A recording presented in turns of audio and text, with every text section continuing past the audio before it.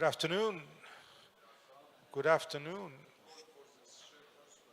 Can I invite my colleagues, Dr. Said Afifi, Dr. Tommaso Donati, and Ahmed Said, my moderators, Dr. Mohammed Husni and Ahmed Al-Mahrouqi, to join us on the stage.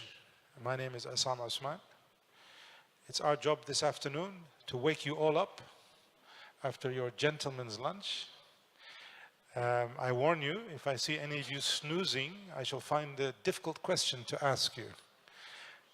Our first speaker today is Dr. Ahmed Jamal.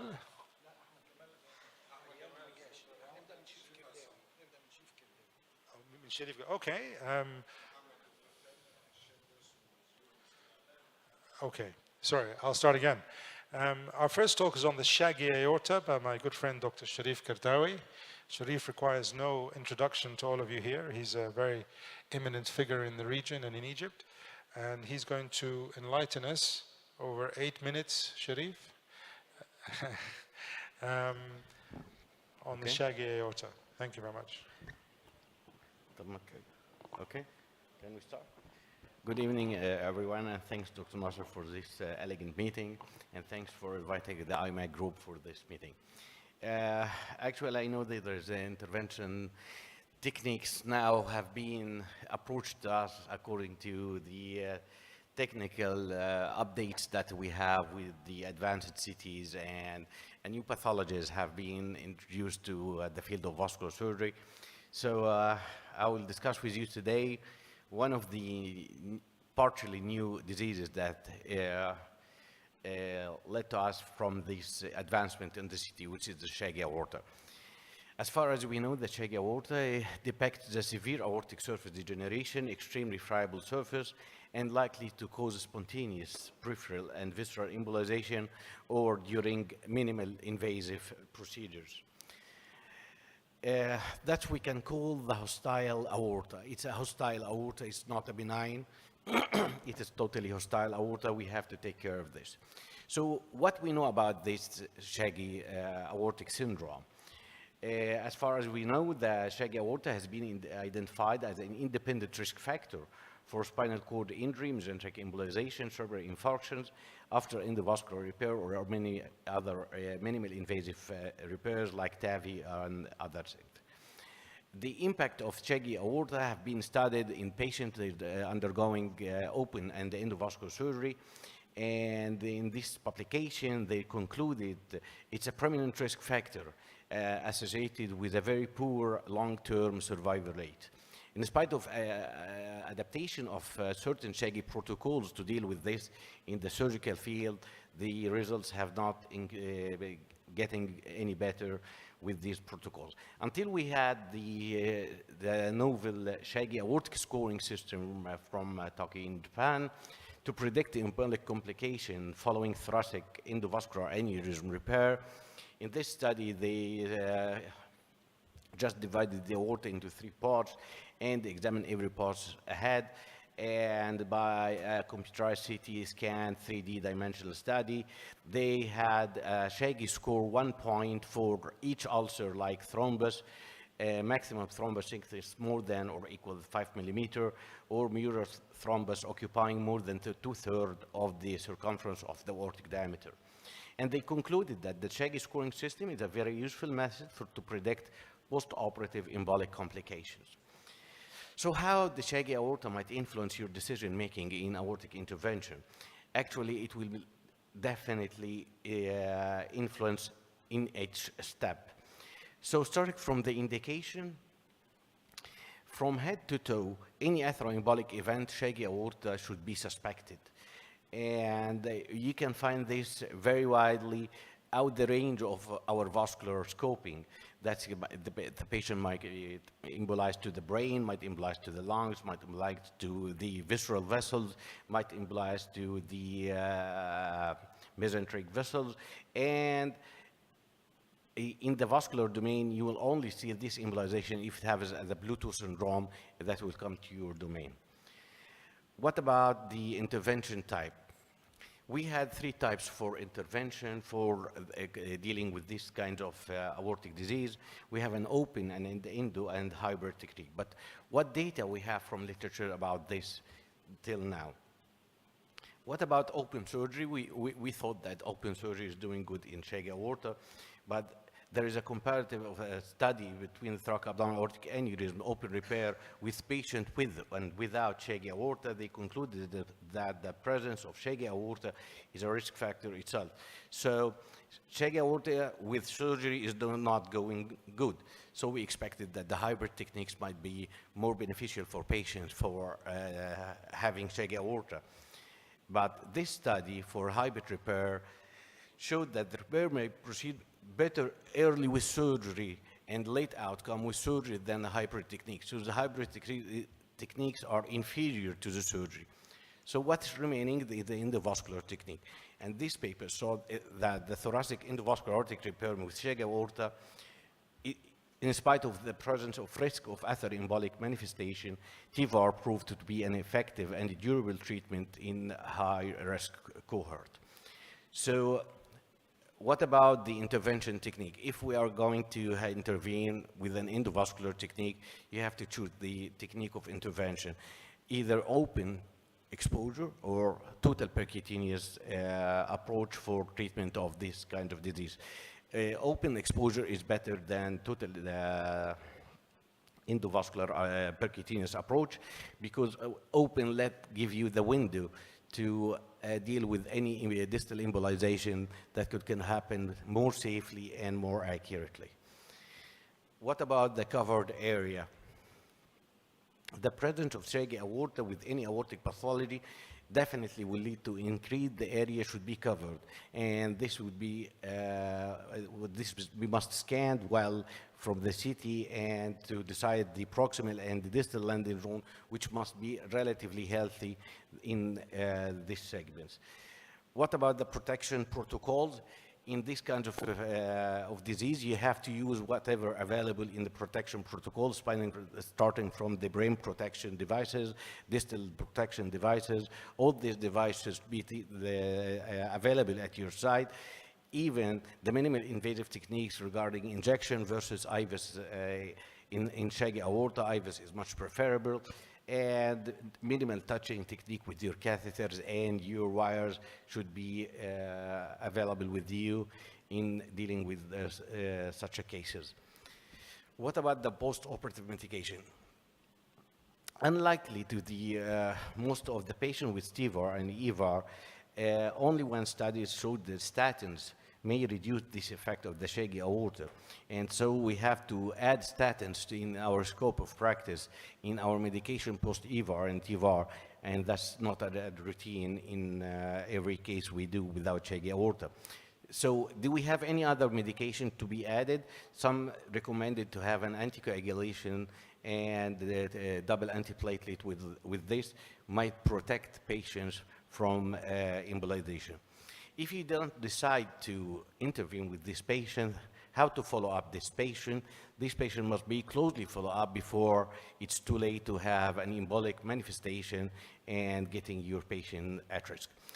Finally, I will show one of our cases with the shaggy aorta. He's 70 years old male, hypertensive ischemic heart. He had a repeated embolic event. He had an abdominal pain, and he went to the GIT specialist, and he passed with some medication. Then he had an increase in his renal function and went to the nephrologist and passed with some medication. And then he came to our friends with the neurointervention. He had a stroke, and they called us to investigate this patient. After taking his history, we asked for a CT. We find an incomplete aorta with the shaggy presence, as you can see here. So we decided to cover all.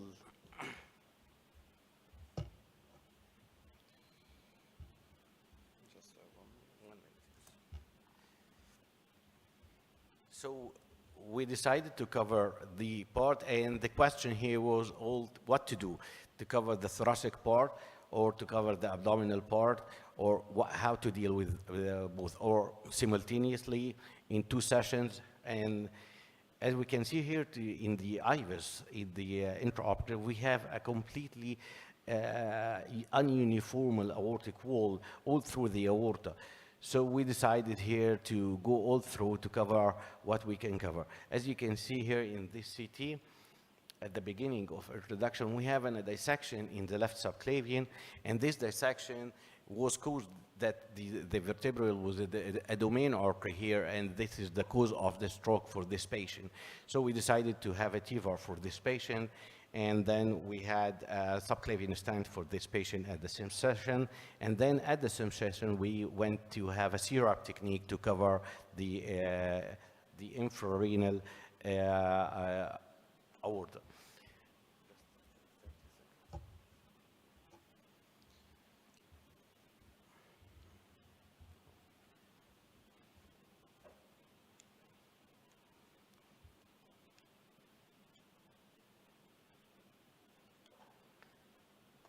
And this patient with a complete cover. So the take-home message, Shaggy aorta is not a benign condition. Shaggy aorta may influence your procedure outcome gravely. Embolization is the main concern when you're dealing with Shaggy aorta. EVC is a very useful tool for accurate visualization. Avoid right arm access with Shaggy aorta. Avoid total percutaneous procedure with Shaggy aorta, and paving the way before TAVI procedure is a must with suspected Shaggy aorta. Thank you.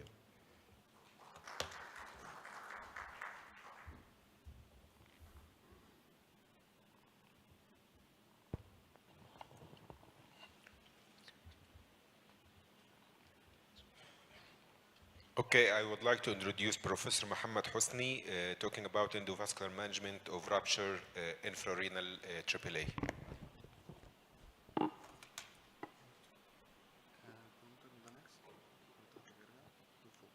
Dr. Nasser, are we 2 speakers short this session? Yes. So we can be lenient with time for our speakers. So we have some more time. So you have a few more minutes.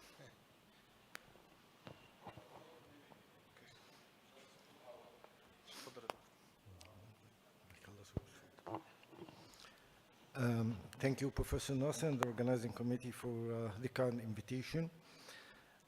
There are 3 trials: the IAX trial from Netherlands, the ECAR from France, and the IMPROVE from UK. The IAX and ECAR, they have randomization of the patient after CT, while in the IMPROVE trial, they have randomization of the patient before CT. After that, they had the conclusion that there is no early survival benefit for EVAR following rupture AAA. There is a very weak indication in favor of EVAR at 90 days for patients eligible for both lines of treatment, and women may benefit more from endovascular repair. Time to discharge was shorter for EVAR. There is no evidence of high mortality among patients treated outside the routine working hours, and there is a strong relationship between short aneurysmal neck and the high mortality rate after open repair. And so in 2014, in the Vascular News, this was the title: there is no difference between endo and open repair for rupture aneurysm.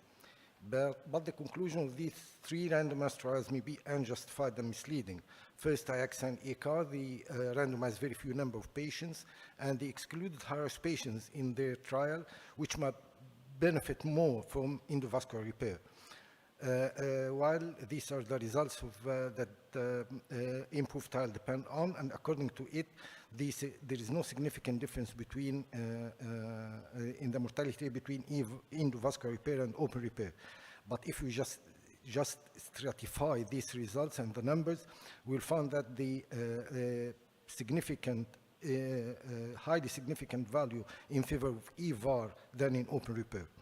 And so the real conclusion should be that for rupture AAA, when EVAR is anatomically suitable, 30-day survival is superior in the EVAR group than open repair. This is a paper showing 14-year experience from 2 centers, showing that the EVAR-only approach has allowed EVAR treatment of nearly all incoming rupture AAA with low mortality and turnover rates. Without rapid surgical intervention, the mortality rate within 3 days approaches 100%, and if there is rapid intervention, this mortality can be lowered to 25%, provided that they are avoiding hypotension that leads to multi-organ failure. Our juniors should suggest or suspect the presence of rupture AAA in patients known to have a AAA and presenting with abdominal and back pain, hypotension, collapse, pulsatile abdominal mass, pain radiating to the legs. And in this case, he should ask for a senior vascular surgeon within 30 minutes. It's important to maintain the systolic blood pressure between 70 and 90 millimeter mercury with a cautious crystalloid and maybe blood products.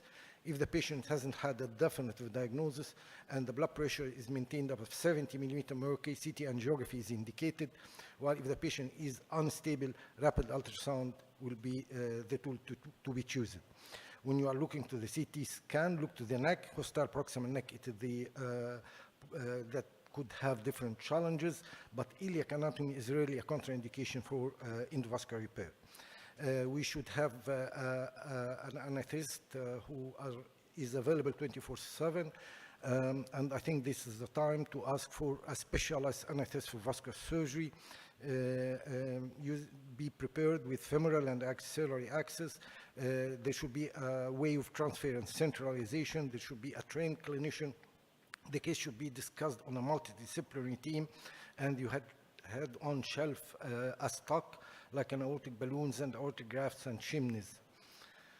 The staff should be capable of performing both the open and endovascular repair, and the use of aortic occlusion is very important, especially in open surgery if the patient is hemodynamically unstable. In this paper that had been said in the vascular annual meeting and analysis of the Medicare database, that showed that with low experienced surgeon, the mortality rate reaches up 50%, while it's half in high experienced surgeons. And interventionists and surgeons who perform EVAR in more than 1 hour will have a marginal success with implementation of a rupture EVAR program. The decision to put an aortic occlusion balloon catheter is dependent upon the severity of shock and the presence and the extent of the retroperitoneal hematoma. It can be placed under local anesthesia and be ready if the patient is hypotensive. This is a cat that should include long sheaths to support the balloon, a compliant balloon, stiff wire, long stiff wire, and 50 centimeter syringe with a contrast cell line mix 1:1. It can be applied through a brachial access, through a brachial artery exposure, but the complications include balloon rupture and arterial embolism, but it's more stable if there's no long sheath.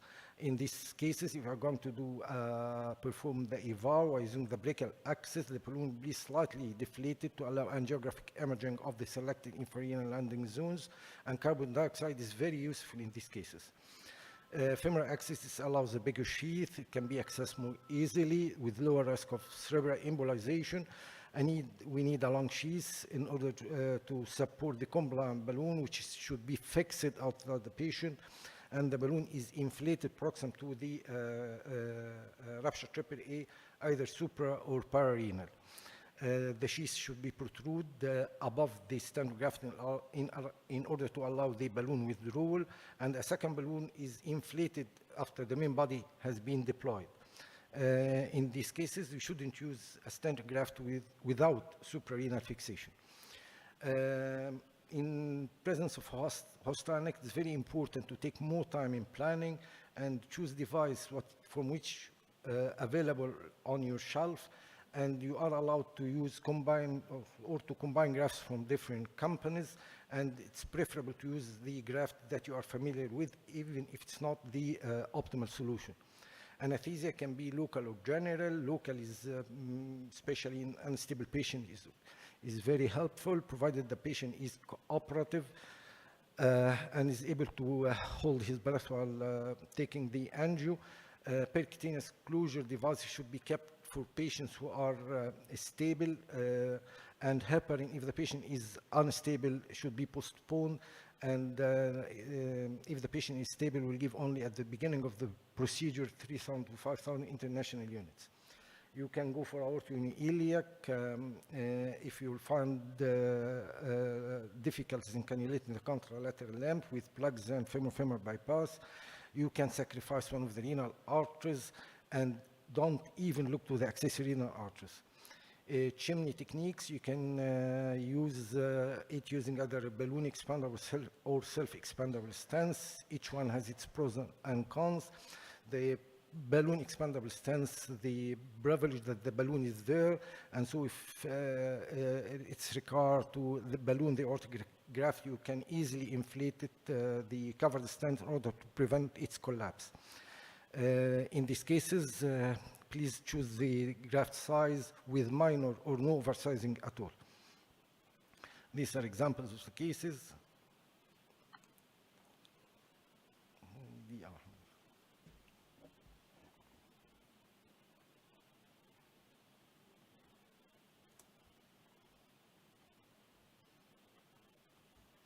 In rupture triple A, طبعا endoleak shouldn't be accepted at all. You should fix it by whatever mean you can.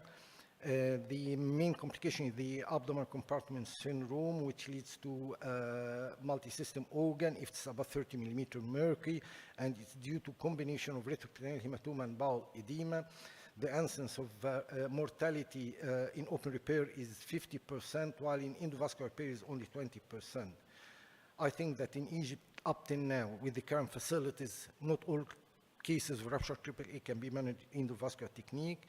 For our juniors, once you exclude heart, please think about the aorta. Thank you.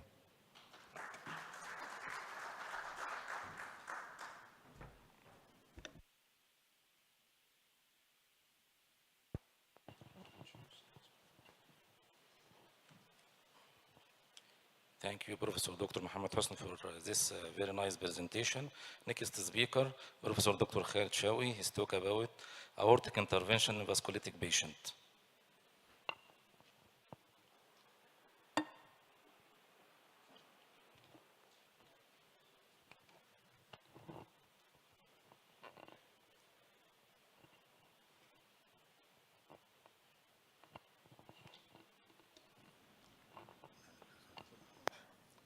Thank you, Mr. Chairman, and many thanks for Dr. Nasser Saeed and the organizing committee for kind invitation. Aortic intervention in vasculitic patient, I don't have any conflict of interest. Aortitis or large vessel vasculitis is a chronic inflammation affecting the aorta and its major branches. This chronic inflammation leading to diffuse wall thickening, loss of elasticity, stenosis, occlusion, dissection, calcification, or aneurysm formation. The causes of aortitis, infectious causes as TB and syphilis, and non-infectious causes, the commonest is Takayasu giant cell aortitis, Pessit syndrome, and the chronic idiopathic periaortitis, and the other causes like polyarteritis nodosa and systemic lupus and immunoglobulin 4 aortitis. The clinical presentations of aortitis varies from asymptomatic, vague constitutional symptoms, hypertension, spontaneous dissection, or aneurysm rupture. According to American College of Rheumatology, there is 6 diagnostic criteria to diagnose Takayasu arthritis: age of symptoms below 40 years, extremity claudication, especially the upper limb, decreased brachial artery pressure on one or the both sides, blood pressure difference more than 10 millimeter mercury, audible per over one or both subclavian or abdominal aorta, and geographic findings, narrowing or occlusion of the aorta or primary branches, not caused by atherosclerosis or fibromuscular dysplasia. Takayasu arthritis usually is a progressive disease with relapse and remissions. The case is a male patient, 37 years old, hypertensive, not diabetic, with long-standing history of vasculitis, affecting the large vessels, affecting the aortic valve. Patient complained from severe aortic valve regurg, and affecting the renal vessels, and there is history of left renal stenting. The patient is a chronic renal failure on regular dialysis and complained from intermittent loin pain. On presentation, the CRB is 22, it's high, erythrocyte segmentation rate also is high, 45. Echo shows mild mitral regurg, moderate to severe aortic regurg, and mild tricuspid regurg, and diagnosed as Takayasu arthritis. Patient is a candidate for cardiac intervention to replace the aortic valve and repair the ascending aorta, and also candidate for renal transplantation. For these procedures, the patient do CT angiography as a preoperative preparation for this intervention, and accidentally discovered that the patient complained the CT shows right aortic lateral aspect aneurysm at the level of the renal artery, 28 by 25 millimeter with narrow neck, 3 millimeter, and occluded left renal artery stent. The problem here that this sacral aneurysm is actually, we don't know 100% the origin of the aneurysm. It is from the right renal artery or from the abdominal aorta. The plan for management of this patient, the first is important is activity control of the arthritis by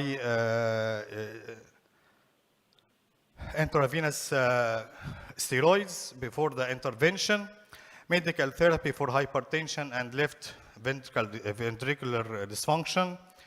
And we have two options to treat this patient: surgery intervention or endovascular intervention. Surgery option is very high risk due to the cardiac problem of the patient, and the endovascular have little bit risk than the surgery, and we go to the endovascular approach. From the femoral axis, we do the primary angiogram using the big tail and raise the aneurysm at the lateral aspect of the right side of the aorta. And using Bern catheter, we selectively cannulate the aneurysm in the video on the right side. Then we deploy aortic stent, 32 by 49 millimeter. It is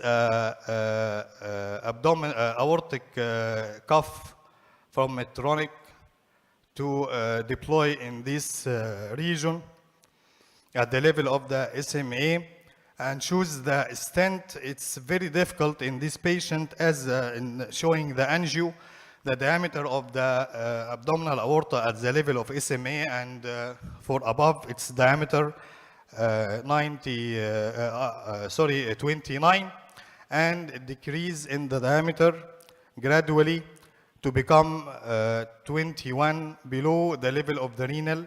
So the suitable aortic stent we found to be used this cuff stent. Then coiling of the aneurysm through the Bern catheter, which live in the aneurysm before the deployment of the stent. We use a coil, interlock coil, 15 millimeter by 25 centimeter in length. And we do the final angiography from AP position on the left side and the lateral position on the right side to show patency of the SMA and good position of the graft.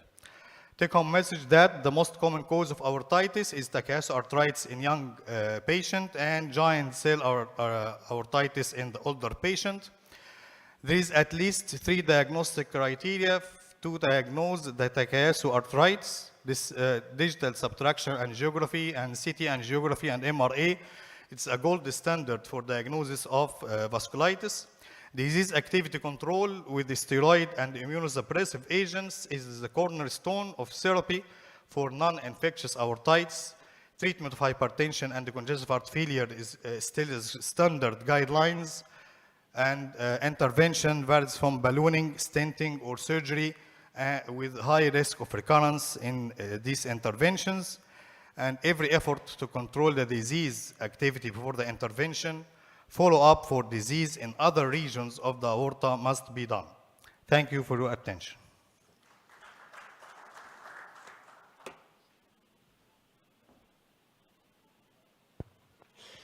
Right, so that brings us to the end of our presentations. That means we have some time for questions. So we're supposed to finish at 3:45. Now is what time is it now? So we have 10 minutes. It's a good thing we didn't have all the speakers. Right, I open up the floor to questions, comments, anything to Dr. Nasser has a... Dr. Sharif, thank you for your nice presentation. It's actually very important and is something adding great beneficial for our knowledge. I just wonder about the protective measures against the stroke in a shaggy aorta in comparison to atherosclerotic aorta. What you should do more in shaggy aorta. Yes. From my point of view, I consider all atherosclerotic aorta as a shaggy aorta. What? Yeah. The atherosclerotic aorta is a part of shaggy aorta, but it's not that extensive part as depict the shaggy aortic term. When we deal with this kind of lesions, we have to have a certain strategy. First, not to have any aggressive maneuvering during manipulation. You should do this in all cases. For example, if you are going to do TIVAR or IVAR, I think this is instruction for shaggy aorta or non-shaggy aorta. But we have to be more cautious with the shaggy aorta. Regarding the injection, when you inject contrast with pressure. Using IVUS in shaggy aorta is much more beneficial than using this pressure just to let any emboli goes in the peripheral circulation. Having brain protection devices like filters if you are going through the left subclavian or even the right subclavian, even the left subclavian, you can use these filters to protect the patient during your procedure.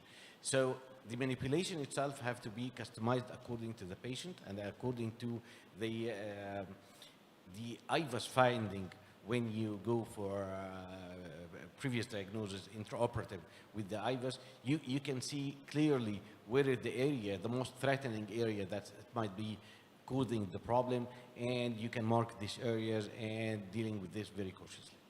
So if you are going to do EVAR for a patient with a shaggy aorta, you consider don't proceed to introduce the wire to the arch of the aorta.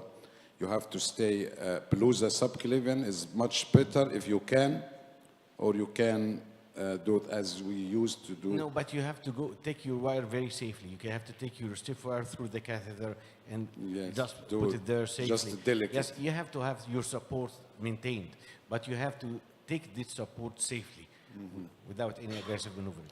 Okay. Sharif, I think I want to add a comment, Dr. Nasser. In these cases, as Sharif said, exposure of the common femoral artery is very important, and clamping the superficial and profound femoral artery during the whole procedure in order to prevent distal embolization. These are very important. Never go. Thank you, Dr. Mohammed, for your nice presentation. Actually, my question regarding post-endovascular repair of ruptured AAA abdominal compartment syndrome. Tell me your experience about dealing with that issue. Alhamdulillah, up till now, I didn't make a case with increased intra-abdominal pressure to the extent that I need to intervene. But I think some of my colleagues routinely go for evacuation of the hematoma immediately post-implantation. I have never done that. I waited and observed the patient, and if anything happened, I can go and do the. I haven't seen it. I don't know. Actually, I had this experience with two patients. First patient, I left him. Even with the ecchymosis in the flanks, it was very clear. I did nothing for him. The second one, and he passed very well. The second one, my colleagues of intervention radiology just pushed me to have a pigtail for evacuation, not a surgical evacuation, a pigtail for evacuation. The pigtail drained nearly 300 millimeter, nothing. So either to leave this patient till it goes, mostly it went smoothly, or to go for open evacuation if it's my. Pigtail, it's useless. It's useless. The problem with abdominal compartment syndrome is it has to be done prophylactic. If you do it, if you wait until the patient presents with it, the horses are out of the barn, as they say. So you're lagging behind, and you can't catch up. So those patients will need decompression prior to them presenting with a full compartment syndrome. And there are some criteria we use in our center that we treat those patients with prophylactic abdominal decompression. If someone needs more than 4 units of packed RBC, someone who's hemodynamically unstable throughout the procedure, someone who had the balloon up in the thoracic aorta more than 10-15 minutes, those are the ones who will need prophylactic compartment syndrome, because once they develop it and we do decompression afterwards, we're already lagging behind.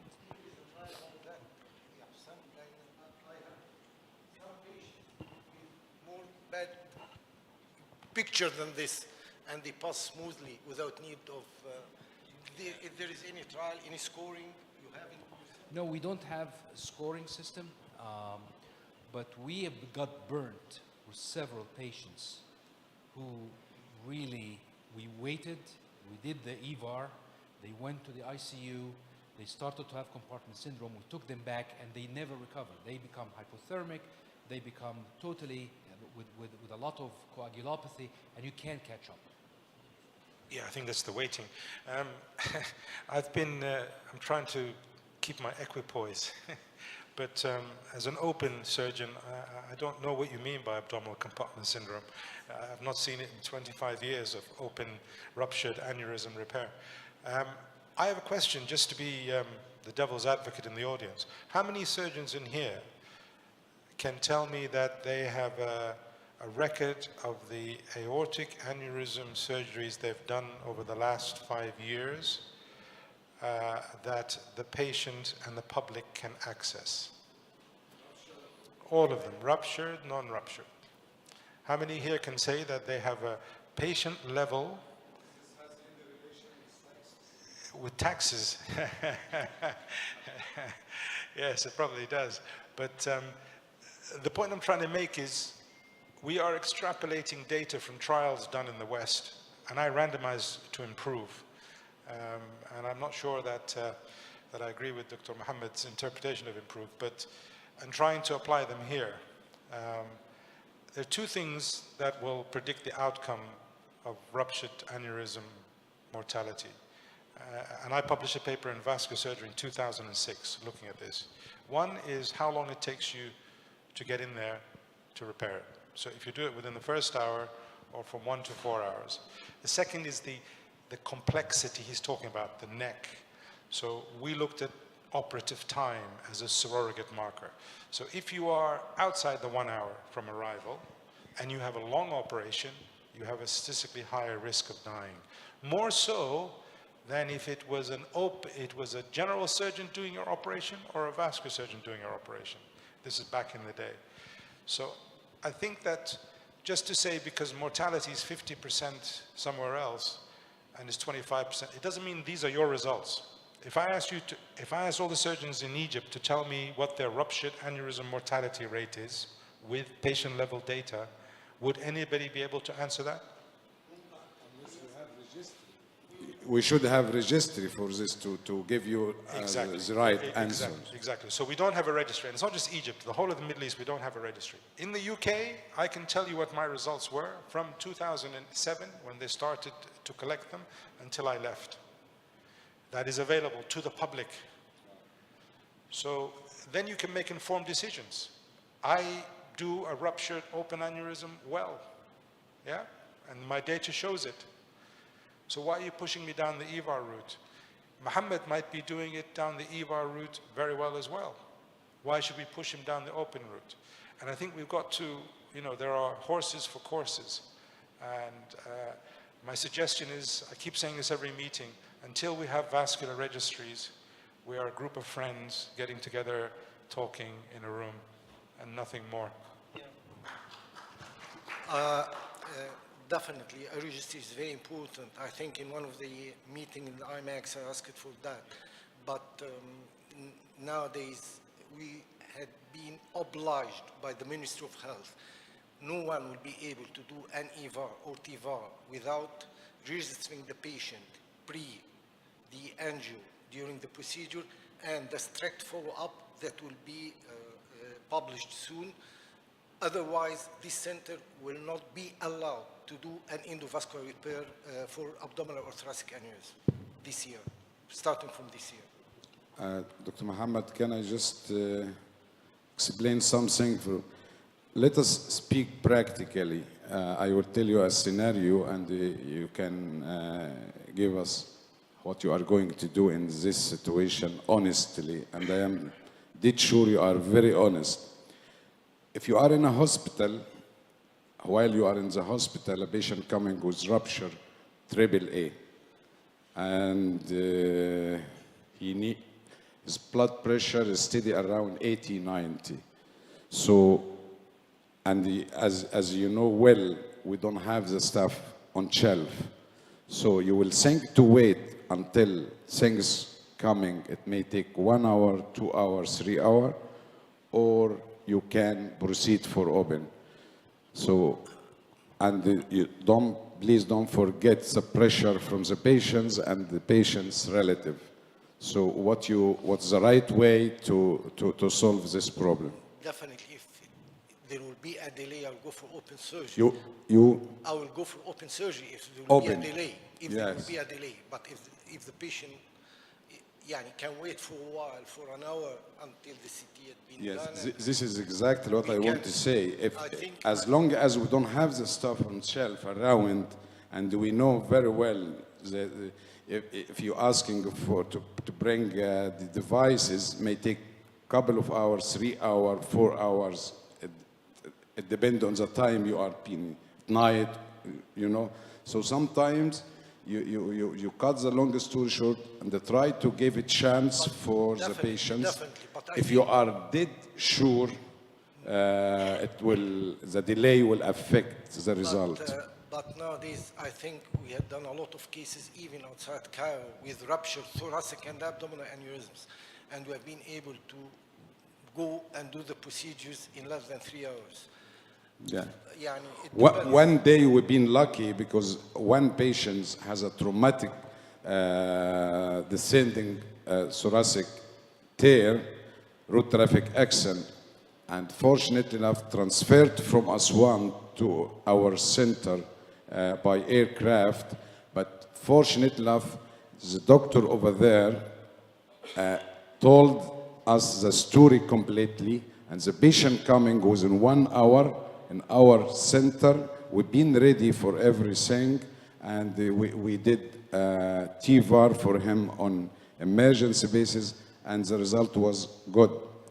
You know, because the patient, while the patient in the air coming to us, we've seen his CT, we've taken a measure, be ready. But this situation is not everyday business. We have one final question from Dr. Khalid. It's not a question, but it's a comment on Dr. Nasser. Even I am saying about the AAA, rupture the AAA. Even if we decide to do a surgery for the patient, it will be not less than 2 hours to prepare the patient and to prepare the blood and the anesthesia. And I think this time, that is, we can... If the patient has a leaking, not ruptured aortic aneurysm, he can withstand 3 or 4 hours. But if it is intraperitoneal rupture, he will die within minutes. If he can, really, we are not talking about rupture, because rupture usually if he can withstand, pass away before. If he can withstand, I think EVAR is better than open surgery. معلش يا خالد, for me, there is non-ruptured and ruptured. Leaking, contained, whatever it is, these are subjective terms that surgeons come up with. Okay, you have Those who rupture into the peritoneal cavity, they don't make it to your hospital anyway. They die on the way there. Yes. Yeah. You have those who rupture retroperitoneally and it's contained. It can be a little rupture retroperitoneal or it can be a big rupture retroperitoneal. I'm talking about the contained rupture. Sure. Yes. My suggestion is if it takes, and thank you for your honesty, if it takes 2 hours to get a ruptured aneurysm on the table in the institute, then the institute needs some simulation moulage training. So that, and this is the point, it's not just about you.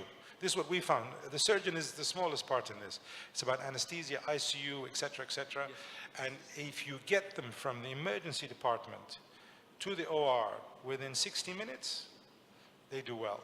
They do better than if you leave them 3, 4, 5 hours. My last point is if you don't have consignment EVAR stents on the shelf, I'd suggest you should not be doing REVAR. You're better off putting that patient in an ambulance and sending him down the road to a unit that does. Because if they have consignment stents on the shelf, that means they're a high volume unit. We don't have on the shelf, but I think we can bring the EVAR within 1 or 2 hours. I think Dr. Assam, you remember the Leicester study. If the patient was leaking or whatever rupture, arrived to the hospital alive and with steady blood pressure, whatever is, he has a couple of hours. You have to operate before, because the majority of this coming if the delay before after 2 hours. So if you don't have a center with high volume fixing aneurysm, I think the result would not be good. Dr. Assam, you have told now that you haven't seen a case of increasing intra-abdominal pressure or compartmental syndrome in your cases, in open cases. I haven't seen it, luckily I haven't seen it also, neither in my open cases, nor in endovascular cases. But what do you say about the results of the papers? This is only one paper that I have shown that the incidence of mortality from compartment syndrome is nearly the double in open repair than in endovascular repair. Open repair? Yes. I'm not sure which paper you refer to, but I think what you're saying is there is a constellation of signs and symptoms of an increased intra-abdominal pressure with oliguria and the patient being acidotic. You call that a compartment syndrome. I call it just the irreversible effects of the three triangle of doom, which is coagulopathy, acidosis, hypothermia. That's what kills these patients, and they can die with a compartment syndrome that's a compartment pressure that's high or a compartment pressure that's low. But I'm going to end the session because we've gone over time. 2 more minutes? Oh, I've been given 2 more minutes for my colleague here to respond. So, even with open repair, do you close all of your patients after open repair for ruptured AAA? After open repair, do you close all your patients? Almost always. I have left 1 or 2 open day after closing. Why? Because I felt that to close these patients was going to affect their... That's exactly what compartment syndrome is. But to repair an open repair and then get that constellation of symptoms and then come back to open the abdomen again with open repair, certainly, and I've done 45 ruptures in 10 years. I mean, we used to do about 5 a year. I used to do 5 a year. I've not had to do it. But I can understand with the REVAR that it continues to be a problem, especially if you have a type 2 endo leak, which you often have, into the sac and into the retroperitoneum. Anyway, are there any further questions or should we wrap the session up? We have a question here, one last question. Just for Dr. Khalid. I don't know if he's here. Dr. Khalid Shawi. I don't. Oh, Dr. Khalid. I just was surprised. I mean, you put a 32 cuff, aortic cuff, Medtronic cuff. But this means actually that you are putting 30, it's a funnel-shaped neck. It's actually 29 proximally and 21 distally. And I don't think that actually this is the best option to put stent distally not deployed in the 21. You mentioned that actually the I distal mentioned that there is gradual decrease in the diameter of the abdominal aorta from the 29 and 21 more distal, but we put the stent in the diameter 25. Only 5 centimeter of the abdominal aorta covered by the stent. The proximal is 29 and the distal 25. Okay, I mean, I still feel that 25, if you put 32, it's a bit too much. It might have puckering of the stent, and this might occlude later on. It's the available stent, no another stent can be in this situation.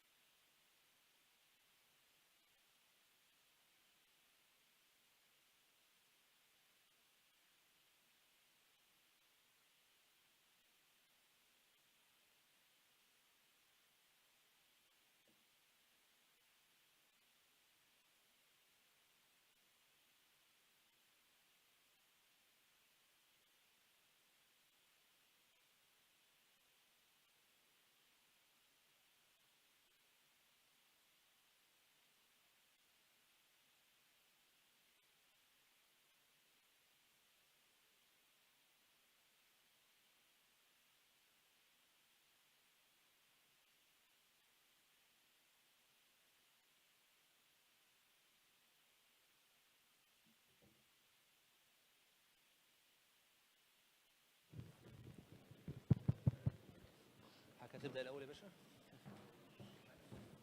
نديلهم ده بقى. مش شغال.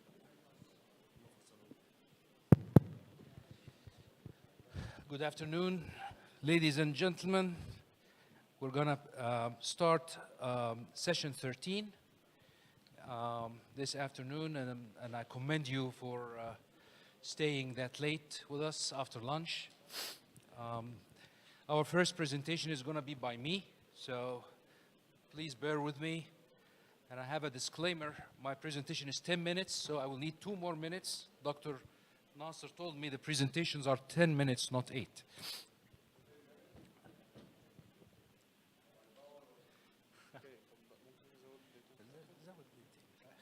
It's okay.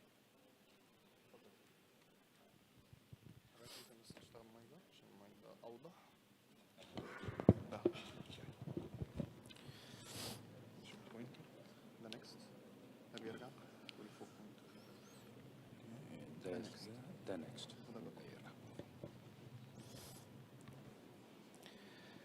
First, I would like to thank the organizing committee and Dr. Nasser for the kind invitation and allowing me to present on this subject. TCAR, the current status, how did we get here and where we're going? I have no disclosures. So stroke is very common in the United States, about 800,000 cases per year, and about 15 to 20% of those are related to the carotid artery disease. Based on the NACET and the ACAS trials, we base our management of carotid disease. All of the patients will receive medical therapy with interventions reserved for symptomatic patients with greater than 50% stenosis and asymptomatic patients with greater than 80%, that is severe stenosis.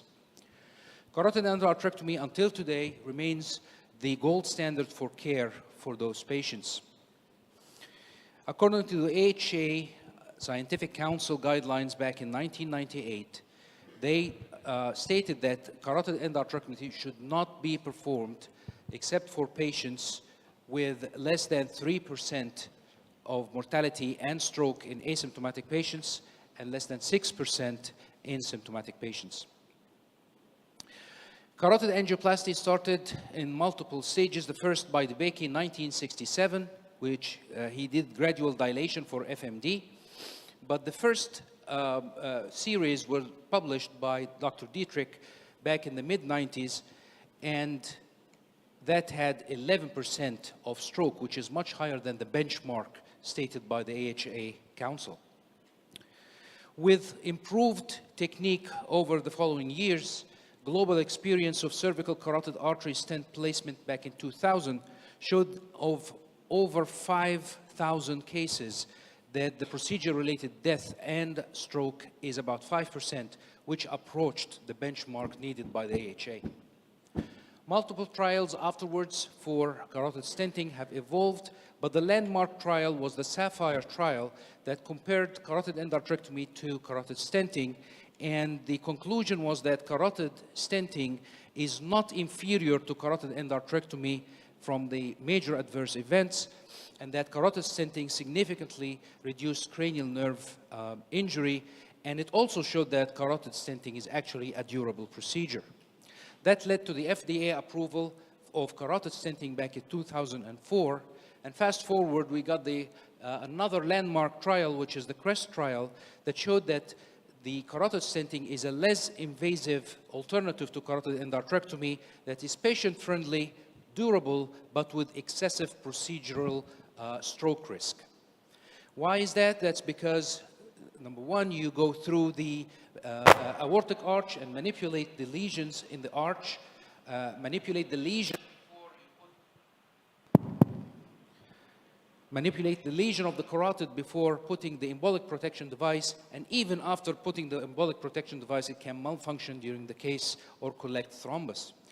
For that reason, the current status is that carotid endarterectomy is the gold standard, where over 80% of carotid interventions are done by endarterectomy and only about 17% by carotid stenting. And that is contrary to most of the other vascular beds in the body, which most of the time they are done by endovascular. So carotid endarterectomy has a low risk of stroke, but at the expense of increased MI and cranial nerve injury compared to carotid stenting. On the other hand, carotid stenting carries double the risk of stroke compared to carotid endarterectomy. But looking further into that, we found that carotid stenting carries the risk of stroke during day one. That's during the day of placement of the stent. But after that, the risk of stroke approaches the same risk as carotid endarterectomy.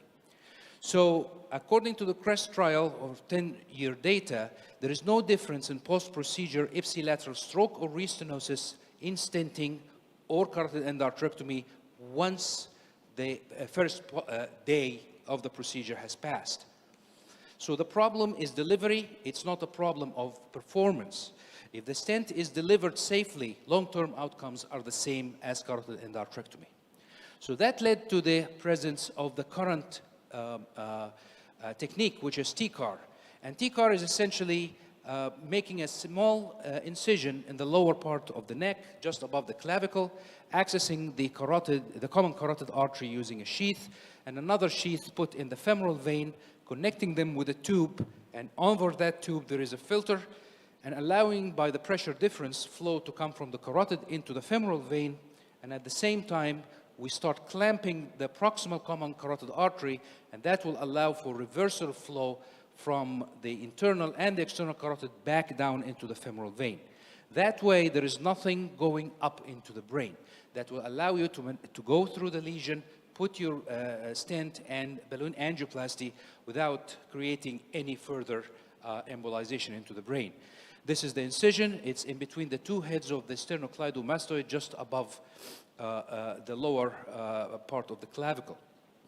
So with that technique, they're establishing embolic protection before the lesion is crossed. There is flow reversal, which is essentially equivalent to surgical back bleeding, and avoiding the aortic arch. All of that will reduce the risk of stroke. The first in-man proof of concept trial, which is the proof trial, showed that TCAR has MRI diffusion-weighted hits in the brain that are equivalent to carotid endarterectomy from previous studies, and that is much less than transfemoral carotid stenting. That led to clinical trials looking at TCAR, and that was the Roadster trial and the Roadster 2 trial, and they actually looked at patients who are high surgical risk for carotid endarterectomy. They're not standard risk, they're the harsh surgical risk. And to the amazement, those patients have a very low stroke risk with TCAR. 1.4% with the Roadster trial, less than 1% with the Roadster 2 trials, which are much less, if not equivalent, to carotid endarterectomy, and much, much less than carotid stenting. Remind you, those patients in the Roadster and Roadster 2 were high-risk patients with a very low risk of stroke compared to the standard risk of stroke in CREST trial. It also showed that the TCAR had a powerful reduction in surgical morbidity.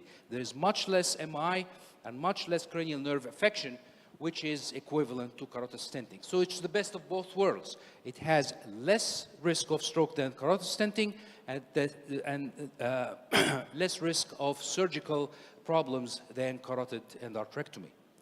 Not just that, it was found that TCAR is easy to teach and to learn.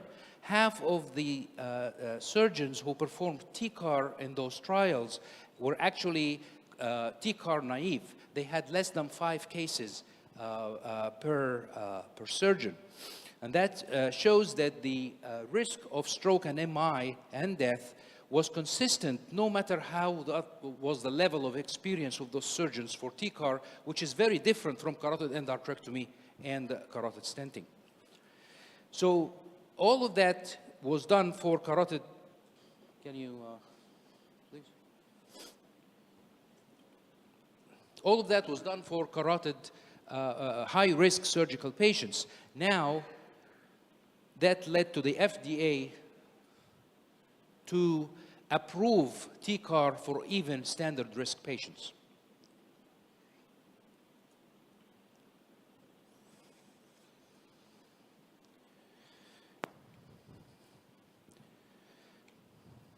So who is a candidate for TCAR? There are some anatomic criteria that are needed to be able to perform a TCAR. You have to have a good length of the common carotid artery below the lesion to be able to put your device in the common carotid artery. The common carotid artery has to be free of disease, has to be at least 6 millimeter in diameter, and the internal carotid has to be at least 4 millimeter in diameter. This is present in about 70 to 85% of patients with carotid disease. Not a good candidate for TCAR are patients with heavy calcification that is essentially circumferential in the carotid artery, patients with short common carotid, diseased common carotid, or open laryngeal stoma, and patients with radiation dermatitis.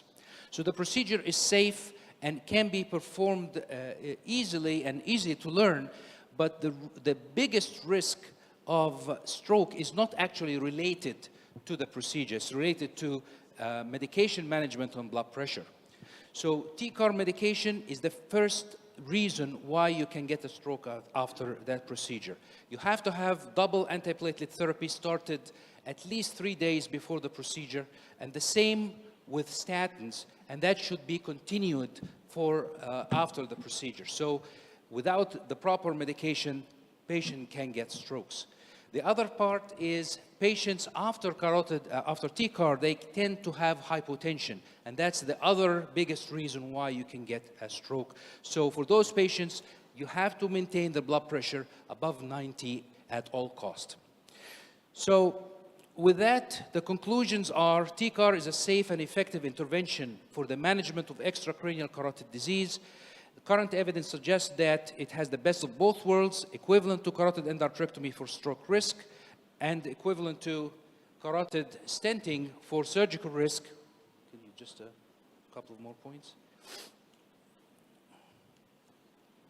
The procedure is easy to learn, and results are consistent irrespective of the experience level of the operator.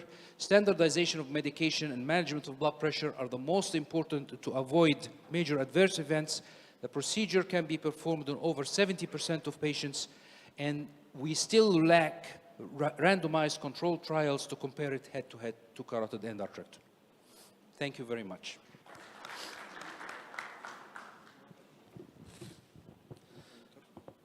The second speaker will be Professor Samer Al-Qusayr. He will talk about update on the management of asymptomatic carotid stenosis, the recommendation from ESBS and SBS.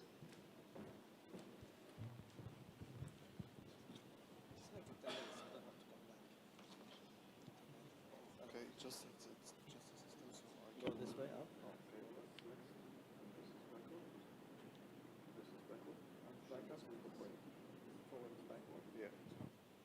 This one. Yeah. Good afternoon. First, I'd like to thank Professor Nasser for inviting me for this nice meeting. I'm going to speak about a very debatable subject, which is update on management of asymptomatic carotid artery stenosis, with the recommendation from the ESVS and SVS. Before we start, let's look at the natural history of asymptomatic carotid artery stenosis. Very nice paper from Japan. They found the incidence of carotid artery progression, asymptomatic carotid artery stenosis, is high, even the use of aspirin and statin. Another retrospective single-center study, they look at all patients came to the hospital with a carotid-related stroke, and they found 7%, they already have previously asymptomatic carotid artery stenosis more than 50%. Even though 50% they were on antiplatelets, 55 were on statin, and 35 we were on both. So what they conclude that asymptomatic patient on medical therapy have less severe carotid-related stroke, but still on high risk of having carotid-related stroke. So what they conclude that medical therapy is unlikely to be sufficient stroke prevention for patients with significant asymptomatic carotid artery stenosis. This is another paper published recently. They look at the relationship between asymptomatic carotid artery stenosis and cognitive dysfunction and fall, and they found that asymptomatic carotid artery stenosis associated with impaired mobility and cognition that are accompanied with increased fall risk. This impairment increased with the increase of the severity of ICA stenosis. So what the guidelines is saying about that? We have two major guidelines, one from the Europe, ESVS 2017, we have an update one, and we have from United States. Let's start with the European ESVS guideline, the new one. They still didn't change it from 2017. They're still saying if you have asymptomatic carotid artery stenosis, 60 to 99%, and you have life expectancy more than 5 years, favorable anatomy, and more than one feature suggesting high stroke risk on PMT, they're still recommended to do surgery or stenting. What they mean by high risk, you mean if you have congenital TIA stroke, ipsilateral silent infarction on cerebral angiogram, in the ultrasound you see stenosis progression more than 20%, or spontaneous embolization on transcranial Doppler, impaired cerebral vascular reserve, large plaque, occulescent plaque, or hypoechoic area on ultrasound, or in MRA if you see intraplaque hemorrhage or lipid-rich necrotic core. So if you have any of this risk factor, then you have to do surgery. What about United States SVS? They depend guidelines. They depend on two old trials really, but both trials they already have an update. They depend on the ECAS trial from 1995, and we have an update 2024, and they depend also on ACAST, and then we have an ACAST 1. If you look at ECAS study in 1995, it's a prospective randomized trial. They have about 1,600 patients. They follow up patients for 5 years, and all patients, they were on aspirin. And they compare medical versus carotid endarterectomy, and they found no difference between two groups in the incidence of major stroke or death. But the incidence of any ipsilateral TIA or stroke or death was lower in the surgical group. So what they conclude that CA reduced the risk of any stroke or death from 11 to 5% in 5 years, with patient asymptomatic carotid artery stenosis more than 60%, with reduction about 53%. So the ACAS recommendation recommended CA for patient age less than 80, as long as the expected combined stroke and mortality rate is less than 3%. Then we have the European trial, which is ACAS trial. Also, it's a randomized controlled trial, about 3,000 patients, 5 years follow-up. And the trial also showed the advantage in limiting stroke and death at 5 years for CA compared with maximum medical therapy, 4.1 versus 10%. And they found this 5 years risk for all stroke in the CA group was reduced by half, and the same for fatal or disabling stroke in CA group comparing with the CA deferred group. Then we have an update on this trial where they follow up patients for 10 years, and now we call it an ACAST 1. And they found that the benefits continue even after 10 years with a reduction of stroke from 17.9 to 13.3 was gained about 4.6%, and half of this reduction was in disabling or fatal stroke. So what some people, they can argue about all this trial, there was no statin, and this is very common, discussion about these trials. But if you look at the ACUS-1, it showed that the stroke risk with the CA plus medical therapy was nearly half that of medical therapy alone, irrespective of whether patient receiving lower lipid-lowering drug or not. So statin helped to reduce the incidence of stroke, but still, if you add surgery to statin, you still have much benefit than if statin alone. And you can see that 1.3 versus 0.7% if patient was on a statin, and if patient not on statin, still increases stroke from 3.3 to 1.8%. Then we have a paper published recently for Conrad, and he found that best medical therapy failed to prevent carotid artery progression in 40% of the patient and to prevent ipsilateral neurological symptom in 12%. Also, he argues that not all asymptomatic patients are the same because patient may get TIA while he is asleep and then he wake up without no symptoms. So we label this patient as asymptomatic even though they may be symptomatic. The second thing is that there is evidence that cognitive function improve after CA or CAS, where there is no improvement in medical treatment. All this led the Society of Vascular Surgery to give us a very strong recommendation. This is a new one with grade 1B. In low surgical patient, risk patient with asymptomatic carotid artery stenosis, more than 70%, we recommend CAA with best medical therapy over maximum medical therapy alone for long-term prevention of stroke and death. Very strong recommendations.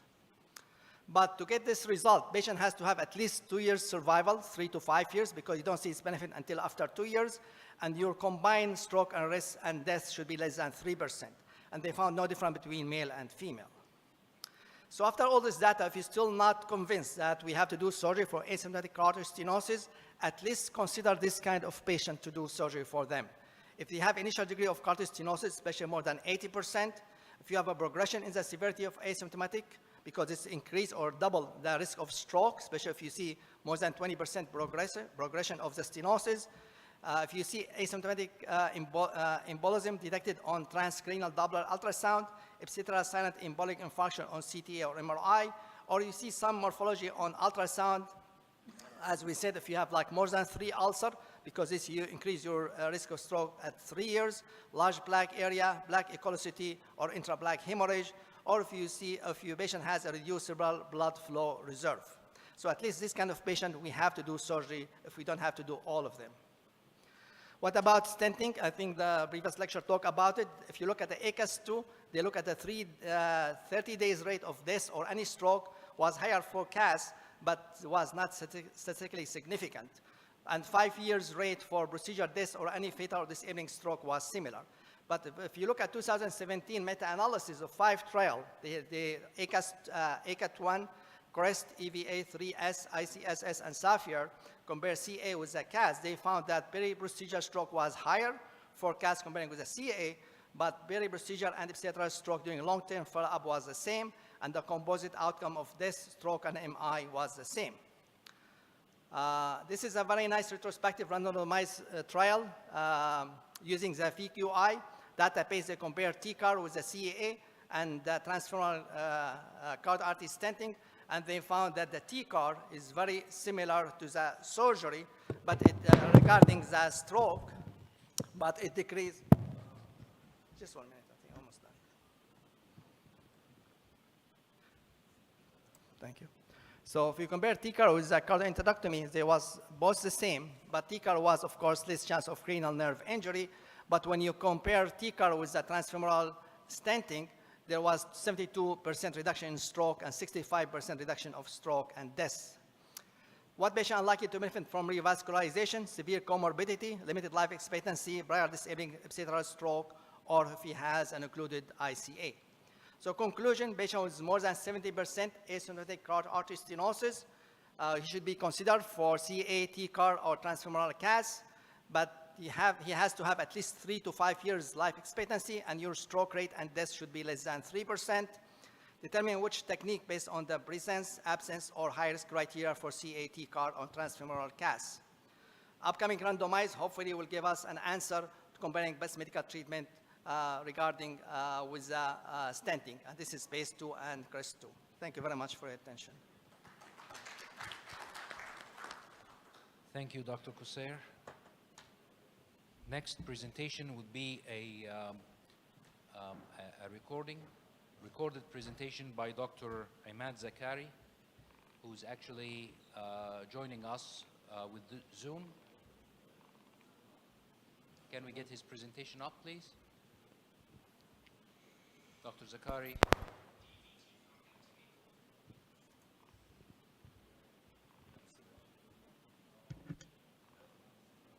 Okay.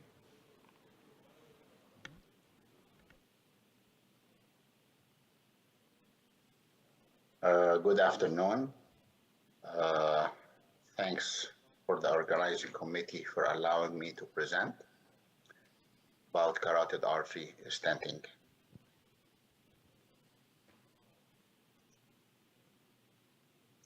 Carotid artery disease and stroke is far worse than death.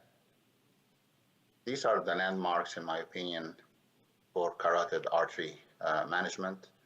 The first carotid endarterectomy in 1954, the NASIT trial comparing carotid endarterectomy versus medical management, the ACAS trial comparing carotid endarterectomy versus medical management for asymptomatic disease. Then we move to carotid stenting at this stage, and this is SAPPHIRE trial, carotid in a high-risk patients, carotid artery stenting versus endarterectomy. No medical management here. The AVA3S trial, carotid artery stenting versus endarterectomy in high-risk patients. So these are two high-risk trials.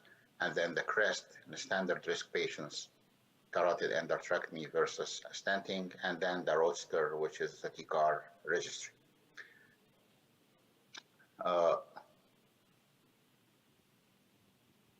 This is the NASIT trial, and followed by the ACAS trial.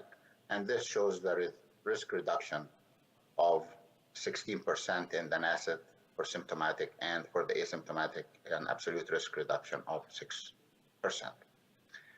Then came the SAPPHIRE trial.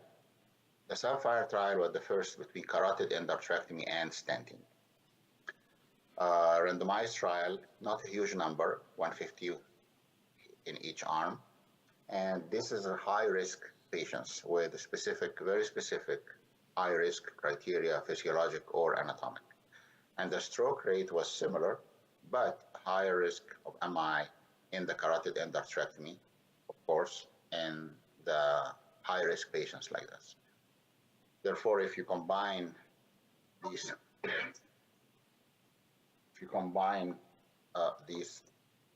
endpoints, then it's carotid artery stenting is non-inferior to endarterectomy. At 1 year, the same risks are maintained. Stroke rate is the same, higher MIs in the SAPPHIRE, in the carotid stenting, and the endarterectomy has a higher MI risk. This went into the Wall Street Journal before going into the New England Journal of Medicine, which is a landmark in the history of medicine. And therefore, everybody was jumping on carotid stenting at this point, and we thought carotid endarterectomy is going out of the door. The 3-year SAPPHIRE still maintained equivalent stroke rate with carotid stenting, and the re-intervention rates were not higher for the carotid stenting. At this point, things has changed after this, and we started to find out that it is not the future as we thought. The AVA3S trial is a severe symptomatic patients with significant stenosis and the multi-center, and it has to be stopped prematurely. It was done in France, and the carotid artery stenting is 9.6. Stroke was 30-day was 9.6 stroke rate and death. 9.6% in the carotid stenting and 3.9%, excuse me, and 30 in the carotid endarterectomy, 3.9%. And the study was stopped because of the worst outcome in the carotid artery stenting. Then came the CREST study, which is for standard risk patients with this embolic protection, industry sponsored by Guidant. And it showed that the carotid endarterectomy is safer and the stroke rate is double in the carotid artery stenting versus the endarterectomy. Watch here, the number of patients randomized is huge compared to the Sapphire. So the MI, little higher in the carotid endarterectomy. These are standard risk patients, not the high risk patients in the Sapphire.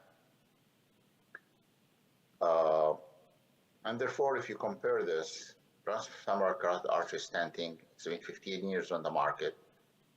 The CREST 30 days showed that the risk is 4.1% risk of stroke in the transfemoral carotid stenting versus 2.3% in the carotid endarterectomy.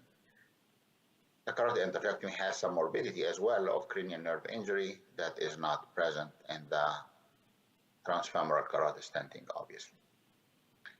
So really it depends on, at this stage, on your favorite organ. If it's the heart, then carotid artery stenting is better. If it's the brain, carotid endarterectomy is better.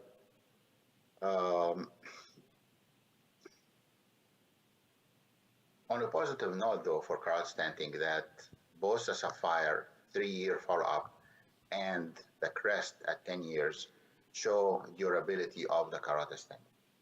So it hasn't, I personally have a bias that they are not as durable as reported, but this is from one patient that had type 4 stent fracture, carotid stent fracture with symptoms from trauma. All these studies, whether the Sapphire or the CREST, did not include medical management in the story. It's extrapolated from the improvement of and outcomes from carotid endarterectomy over medical management in the ACAS and in the NASCET trials. Therefore, there is an ongoing trial which include the best medical management as we currently know it, with very stringent criteria for weight management, LDL levels and A1C levels. And it's basically the CREST-2 trial. The CREST-2 trials, either patients will be randomized either between carotid stenting versus carotid stenting and intense medical management, or carotid endarterectomy versus versus carotid endarterectomy and intense medical management.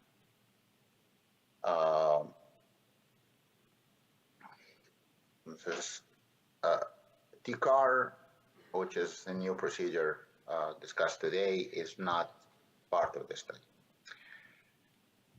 The study is enrolled, almost closing, and we are one of the centers right here. That's where I am, and we're proud to be part of this study.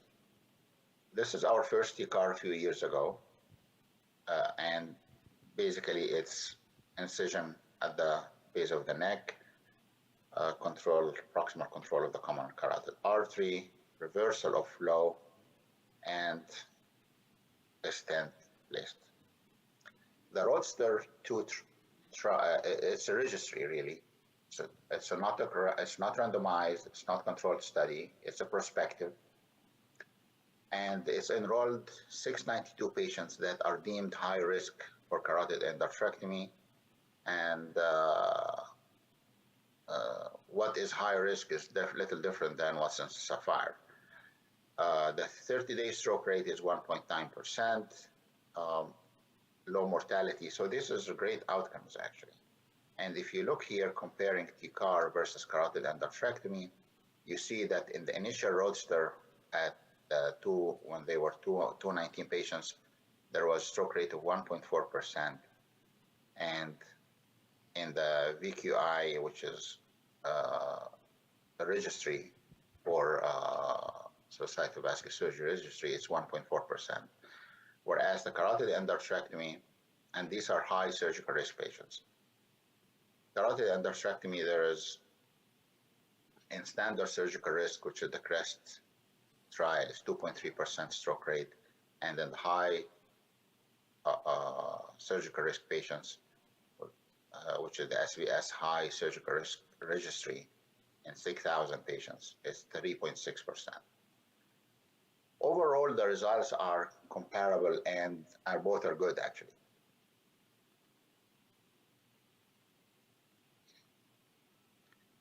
When you compare TCAR to transfemoral carotid artery stenting, there is an improvement in stroke rate in TCAR versus carotid artery stenting.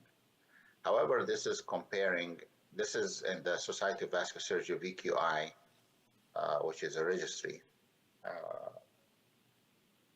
It's not a randomized study, but there is improvement in lower risk of stroke from with TCAR.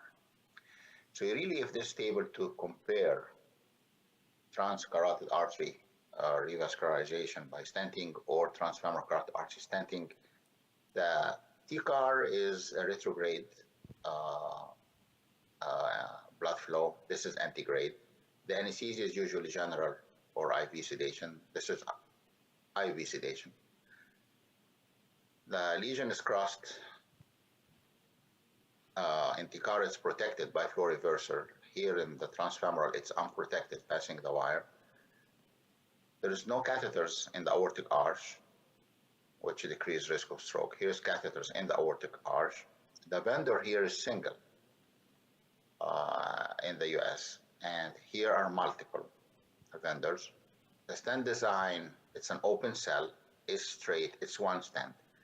Here is variable. Variable vendors, closed or open cell, straight or taper stent. Specialty, most of the TCARs are done by vascular surgeons. Transfemoral carotid stent is variable, cardiologists, vascular surgeons, interventionalists of all kind. The studies here are prospective, registers or case series. There are multiple randomized trials. And it's highly scrutinized study. Case selection and vendor. The company here, the vendor is involved in case selection. Here it's not, they are not involved. PRESS-2, which is an ongoing trial, the TCAR is not included. The transfemoral carotid artery stenting is included. There is a percentage of carotid artery, common carotid artery dissection from TCAR, around 2% in some of the studies in the MODE registry, and it's probably underestimated.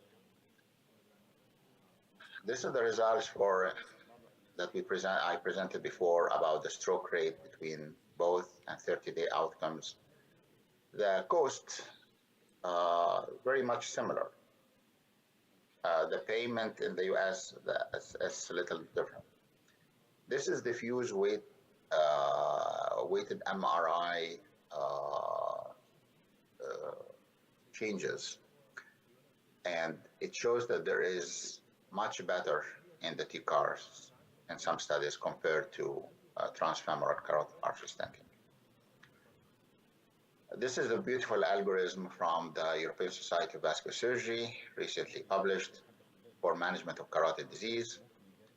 However, this is the algorithm that represent my current practice. So if the patient is high risk for carotid endarterectomy is the main way to go for me. If the patient is high risk for carotid endarterectomy, then really depends on the anatomic suitability for TCAR, which is this, or anatomical suitability for transfemoral carotid artery stenting. So really, it depends largely on the patient and the anatomy. So this is a patient with a recurrent, for example, this is a patient for recurrent carotid artery stenosis after carotid endarterectomy. An attempt was made for transfemoral carotid artery stenting. You see here the wires, how tortuous the arch is, and then this was done by a TCAR. You see the retractors and the stent. This is a patient with significant looping in the distal carotid, so it's hard to put a protection device for a transfemoral carotid stenting. The bifurcation is low, so it's not good for TCAR. That's patient for carotid endarterectomy. This is a patient with a recent stroke, high-risk region, see this, how much thrombus and stuff in the carotid bifurcation. So that's still carotid endarterectomy. It would be the safest approach. In conclusion, TCAR has improved the results of carotid artery stenting, but only in non-randomized trials. Carotid endarterectomy remains the gold standard. Transfemoral carotid artery stenting and TCAR are good alternatives for patients who are high risk for carotid endarterectomy if anatomically suitable. Vascular surgeons need to embrace all procedures for carotid disease. Intense medical management may become the first treatment in selected patients with asymptomatic carotid disease, awaiting the CREST-2 trial outcomes, which probably expected within a year or two. Every community and country need to conduct its own cost-effectiveness analysis and set its willingness to pay threshold for new procedures, whether transfemoral or transcarotid artery stenting. Finally, if it is my neck, I want a carotid endarterectomy by a good vascular surgeon. And thank you so much. Have a great conference. Thank you, Dr. Ahmad. And for the sake of time, I think we're a little bit late here, and we will skip the questions, and I will be happy to answer any questions for me. One question for TCAR for Dr. Hussam. Is the stance for TCAR is different from that for transfemoral, or the same? The sense is different or the same? The system is the whole system is the same. So the stent that comes, it's one company that makes the system for the TCAR, and they have one stent, and that stent belonged to carotid stenting in the past. It has a different name now, but it is the smart control stent. It was, yeah. I think it's not only the manipulation in the guide in the aortic arch is causing the stroke, but I think also the manipulation in the common carotid artery itself before doing the TCAR, it can be a cause. How can we overcome this manipulation, or do you have any tips and tricks? So one of the contraindications for TCAR is diseased common carotid artery.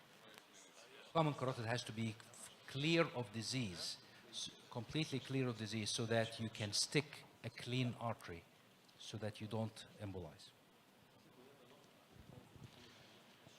Yeah, I'll be happy to answer any questions off the floor now.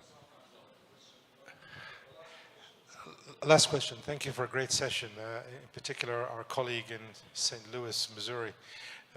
Dr. Said, I also enjoyed your talk. How much does it cost to do a TCAR? And I'm just thinking of the low-income settings that we're in this part of the world, assuming TCAR is as good as CEA. Do you know how much it costs? Not the charge, how much it actually costs? I really don't have an idea of how much it costs. Yeah, because I think cost is an important consideration in this part of the world. I mean, I costed carotid endarterectomy in the UK. It was costing us about £2,200, which at that time was about $4,000 total costing. I just think that if I am sure it will cost much more than carotid endarterectomy, simply because we do everything like carotid endarterectomy in addition to the price of the device and the stent and everything else. Which is why I don't want young surgeons to run out of here saying, I'm getting a TCAR, and start to be doing lots of TCARs, and then in 5 years they forget how to do carotid endarterectomies, and then we have a self-fulfilling prophecy. I will mirror what Dr. Zakari was saying. If it's my neck, please do a carotid endarterectomy. Okay, thank you, Mr. Chairman. Thank you all, because we are short on time. I'm so sorry, because people start to sleep.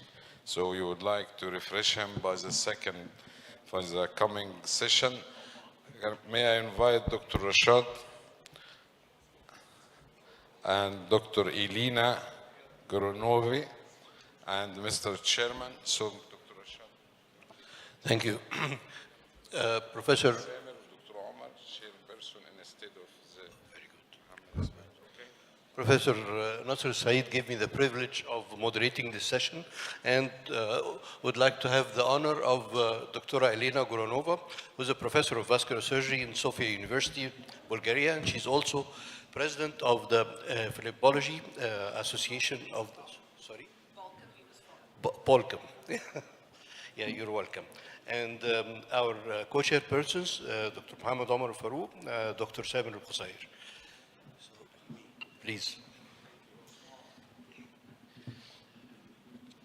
So we'll start the session. Can I call the first presenter, please? Professor Assam Al-Adi, who's Professor of Vascular Surgery at the Military Academy. He's going to talk about why should an IVC filter be removed.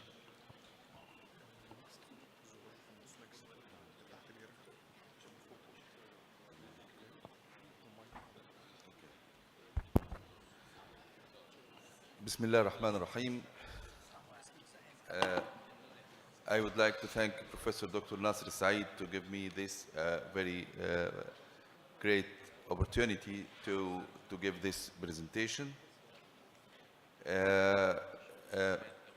Ladies and gentlemen, I would like actually to talk about a very hot issue here. Why should a IVC filter be removed? The IVC filter removal is recommended when the filter is no longer needed, as soon as the patient are not at high risk of developing pulmonary embolism. According to FDA warning and European Society of Vascular Surgery guidelines recommendations, because they may have a lot of complications. And these are the European Society of Vascular Surgery guidelines recommendation, which actually recommended that the patient who are anticoagulated for deep vena thrombosis, the routine use of inferior vena cava filter is not recommended. And this is actually class B3. And another recommendation that stated that for patients with proximal DVT who have contraindication to anticoagulation during the initial or principal treatment phase, temporary inferior vena cava filter inserted is recommended. And this level actually is class C1. So, were any FDA warning issued for IVC filter? Yes. Between 2005 and 2010, the FDA received 921 reports of serious adverse events involving IVC filter, including reports of migration, detachment, perforation, fracture, and even embolization. The FDA issued an initial warning in 2010, updated in 2014, stating that IVC filter should be removed as soon as protection from pulmonary embolism is no longer needed. Because of this complication, in May 2014, the FDA advised that retrievable IVC filter should be removed within from 29 to 54 days, nearly 4 to 8 weeks after implantation. What are the possible IVC filter complications? Patients who are left with the device beyond the encouraged removal date are at the risk of a lot of complications actually. Blood clots, severe pain, hemorrhage due to perforation, pulmonary embolism, heart failure, and even death. The possible IVC filter complication actually, there is acute and recurrent DVT thrombosis. Acute insertion site thrombosis has been reported in up to 40% of patients undergoing filter placement. IVC thrombosis, the IVC obstruction has been reported in 3 to 30% of patients following IVC filter placement related to new local thrombus formation, thrombogenicity of the device, trapped embolus, or extension of a more distal DVT. There is also recurrent pulmonary embolism, small thrombi, which are capable of passing through the patent filter or through the collaterals around the obstructed filter. Direct thrombus extension can even occur through the filter itself. The guide wire entrapment with a central line placement. When these patients try to have a central line, sometimes the guide wire and the incidence of guide wire entrapment is higher, especially from the upper compared with the lower extremity approach. There is also filter migration, and this and erosion and fracture, and actually these complications are uncommon. The mortality from filter placement appears to be quite low, regardless of which filter is used. As example, 3 deaths, which is 0.12%, were reported in review of 2,557 patients. When we should remove the filter?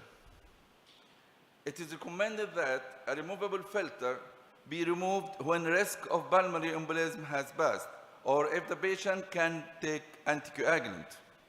In May 2014, the FDA advised that the retrievable IVC filter should be removed within 29 to 54 days, nearly 4 to 8 weeks after implantation. I repeated actually this statement because this is a very important point here. Were there studies on IVC filter complication? Yes. In 2010, a study published by Journal of American Medical Association showed that about 1/4 of BARD G2 filter failed with device fracture. And in 2012, research study published in Cardiovascular Intervention Radiology Journal indicated that 2 devices from Gander, Tulip, and Cook Select were shown to have a high rate of vena cava wall puncture within 71 days of placement and showed a 40% migration rate. Even though the retrievable IVC filter devices should be removed after the risk of pulmonary embolism has passed,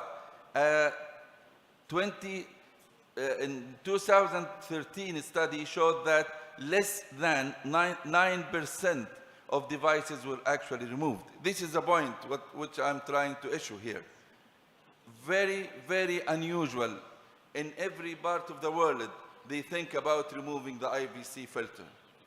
Actually, we have a lot of indication, which is very relative indication to put the IVC filter, but nobody is thinking that we should remove this filter actually. I think here the percent is much lower than that here in Egypt. The same study identified other issues, including 18.3% failure rate in device removal attempt, even when they be delayed or postpone removal of the IVC filter, it would be very difficult to remove it. And even in well-trained center, the percent of failure is up to 20%, near to 20%. And 7.8% venous thrombosis event, 25% of which were pulmonary embolism. So we actually put the IVC filter to prevent the pulmonary embolism. And if we delay it to do this, that will be the cause of pulmonary embolism.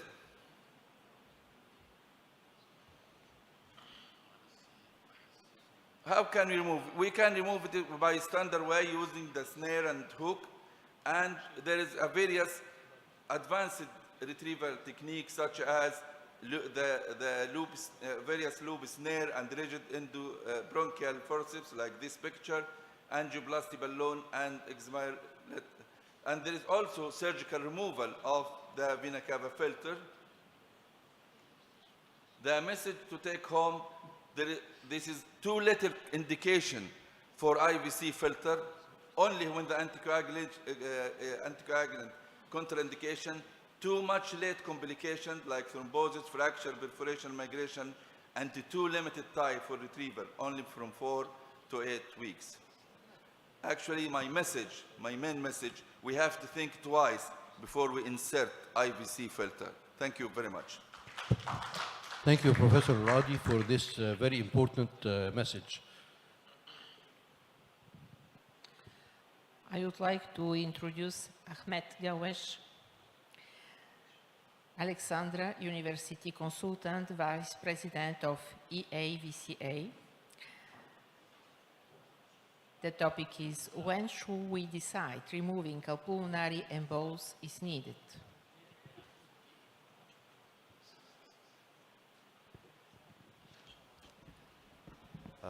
Thank you for the kind introduction, Elena. Ladies and gentlemen, it's a great honor and pleasure to be invited to speak in the 17th chapter of the Egyptian Vascular Club.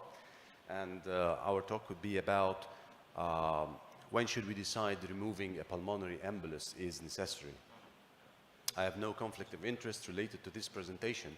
And I would start with a case presentation.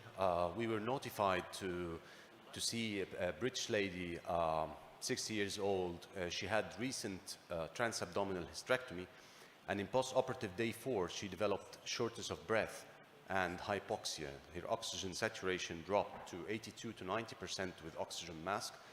And on examining the patient, she had bilateral lower limb pitting edema.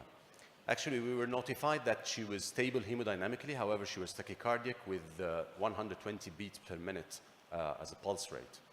So while the ICU doctor was calling me, actually I asked him 2 questions. Did you do an echocardiography, and did you do cardiac enzymes for this patient? And this is a workflow I want to highlight, that it's very important to stratify patients with pulmonary embolism, as we will see later on.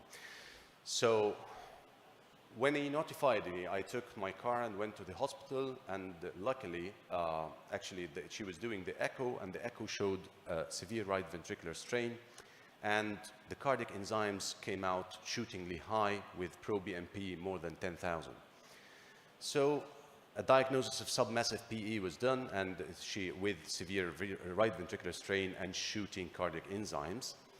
So the next step was to do a CT pulmonary angio, which showed that both pulmonary trunks were studded with clots, as we see in the angio. So our decision was, we discussed the decision with the husband, the pros and cons of intervention, because we discussed that we would use a mechanical thrombectomy device, which is the penumbra. We took the patient to the cath lab, and as you can see, both pulmonary trunks were obstructed, and we were able to retrieve some clots with the penumbra, and these were the images after the intervention. And you can see on table improvement where her oxygen saturation jumped to 97% on table. So, and she was discharged 2 days after that in the hospital, from the hospital, happy and healthy. So we know that anticoagulation works with most patients with PE, but not all patients having pulmonary embolism behave in the same manner. Although the majority can have low mortality with anticoagulation, still you have an escalating severity and mortality risk with the intermediate risk and high risk PE. So it seems justified to escalate the method of treatment according to the increased severity and mortality. Not only rely on anticoagulation. So if anticoagulation is suitable for the majority of patients with low-risk PE, we still need the TPA, for example, systemic thrombolysis for patients with massive PE, that's no doubt, and studies have shown that you can significantly reduce mortality by using systemic thrombolysis in massive PE. But what about the gray zone in between? The patients who are not having hemodynamic instability, but still they are not the so-called mild PE. And this area is the intermediate risk PE, which we have to focus on. We should stratify our patients not only on hemodynamic stability, either massive or non-massive, but there is the intermediate risk PE, which should be classified according to the presence or absence of right ventricular dilatation, the presence or absence of elevated cardiac enzymes, and also the simplified PESI score that actually looks into the blood pressure as well as the pulse taken into consideration.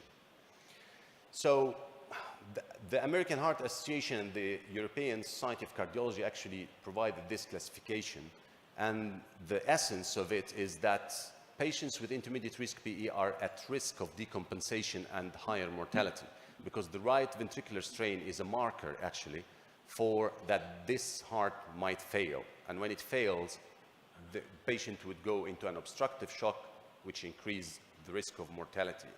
So it's a marker you have to see with the echo. And not only about the acute mortality that matters, actually studies have shown that long-term PE sequelae, which we call post-PE syndrome, those patients from the pulmonary obstructive, the residual pulmonary obstruction from the post-thrombotic changes in the lower limb, we have the patients usually suffer from persistent dyspnea and impaired quality of life. So it's about also the long-term PE sequelae in those patients. This study was published in 2020, but it has many fallacies. However, they looked into the long-term mortality following these patients for 5 years. They found that intermediate risk PE can lead to increased mortality reaching 40% in 5 years. So besides having a disastrous effect on the acute mortality, it can have long-term sequelae as well as increase the long-term mortality. So are we justified to use systemic thrombolysis to extend the indication beyond the massive PE to those patients with intermediate risk PE? That was the question of the PYTHO study, which compared the two arms of patients with intermediate risk PE given systemic thrombolysis versus anticoagulation. And actually, the PYTHO study was the cornerstone, published in 2014. It was the cornerstone of all the advances made in this area afterwards, because it was able to show that you can halve the mortality with systemic thrombolysis. However, on the expense of increasing the risk of bleeding, because major bleeding actually is 6.3% in the systemic thrombolysis group versus 1.2%, which was statistically significant.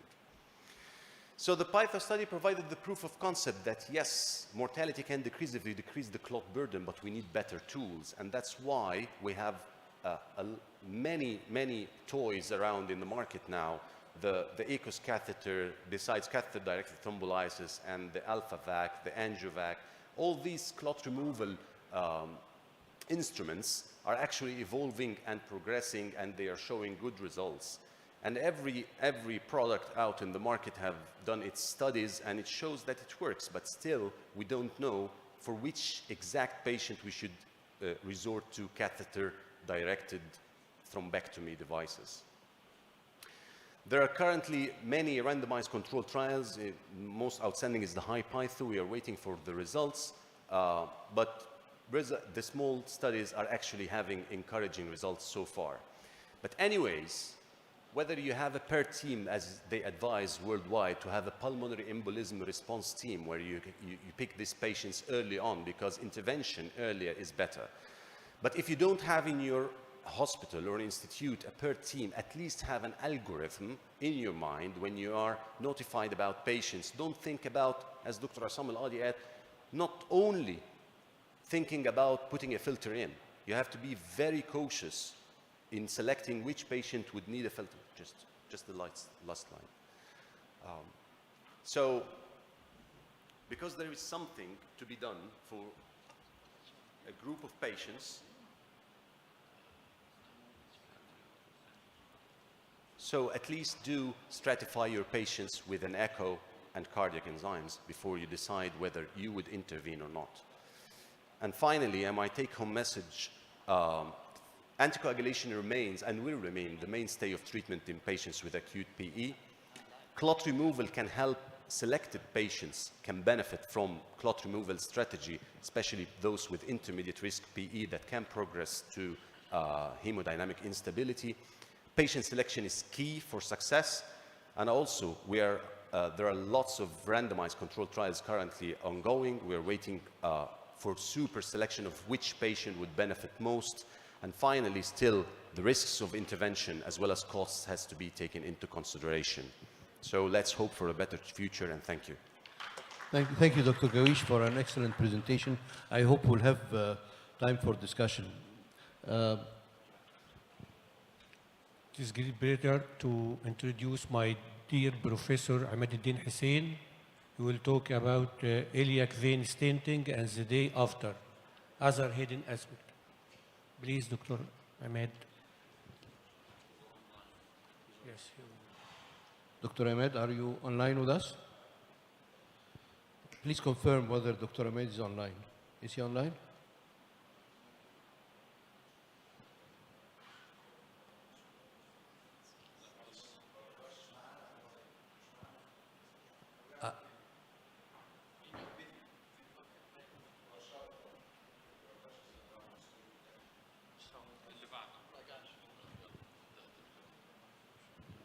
Give me a great pleasure to introduce Dr. Saha. He's going to talk about new advance in venous stenting design. Please, yeah.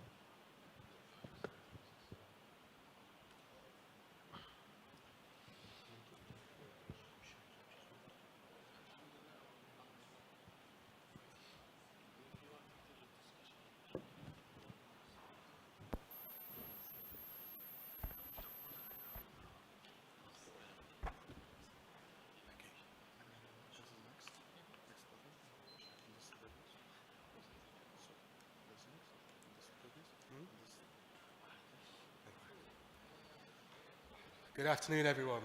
And again, thank you very much for the kind invitation to speak today. And I'll be talking a little bit about venous stent design. So clearly, deep venous stenting has increased across the globe, really. On the left, you can see a patient who's got post-thrombotic obstruction. On the right, venous stent that's been placed, and you can see adequate venous return. Now, traditionally, most people who've been doing this, at least for the last 20 or so years, have used repurposed arterial stents, namely the wall stent. But most arterial stents are not strong enough for the venous system. On the left, you can see the May-Thurnes point with compression caused by the artery, and this is a venous stent that's been squashed in this area. On the other hand, this can be expanded with a dedicated venous stent. The key requirements for a venous stent is that they have to be large enough to be put into a venous system. They need to have strength to withstand recoil of the high fibrotic lesions and external compression that's been caused, flexibility to ability to conform smoothly in highly tortuous vessels, and durability, not susceptible to fracture even when the hip is flexed maximally. Ideally, they should be easy to deploy with precise and predictable stent placement. There are different properties of the arteries and veins which influence venous stent design. Arteries generally have atherosclerosis as its predominant diseased vessel, compared to thrombotic and compressive forces which require radial force and crush resistance. The vessel diameters are significantly larger in the veins, 10 to 20 millimeters, and again, vein flexion is much more tortuous. Importantly, the patient age can vary a lot. Patients with arterial disease tend to be older, while those who are young are in their 30s. Flow dynamics are obviously very different, with high flow in the arterial system compared to the low flow venous system. And so venous and arterial stenting are designed to meet different physiological needs. And patients who receive venous stents tend to be younger than patients who receive arterial stents. So venous stent strength. So in the venous system, you need to have crush resistance. This is the ability of the stent to withstand lateral force drops as the stent diameter is increased. This requires significant increase in wall thickness and strut width and/or diameter to compensate. And interesting, lightenol stents tend to lose their lateral strength as their diameter gets bigger. Braided designs have inherently less strength at the ends, and that's precisely where it's most needed. Here you can see a patient on the left in which an arterial stent has been placed, and you can see that it's been crushed at the femoral vein head. Here, if you have too much resistance, of course, then the worry is that you have lots of you can get fractures, as can be seen on the left there. And so that brings us to flexibility. The iliac vein curvature is more tortuous relative to the vein diameter than comparable arterial applications. And not all stent designs can accommodate this tortuosity and may kink, which can lead to a reduction in the lumen area and or straightening of the vein. So venous stents require sufficient flexibility to avoid kinking at physiological bends. As shown here, this is the same patient when they've been put supine. You can see the stent, which is nicely open up. But when we go to 90 degrees, you can see the amount of flexibility that's required in the stent. And this is one of the closed design stents. And at this point here, you can see an area where they were starting to see some fractures being placed. The next thing is durability. Venous stenting must withstand repeated bending, lateral and axial compression, and torsion to avoid fracture. A high percentage of post-thrombotic patients require stents that cross the inguinal ligament, as shown in the picture on the left in a patient who's had IVC reconstruction.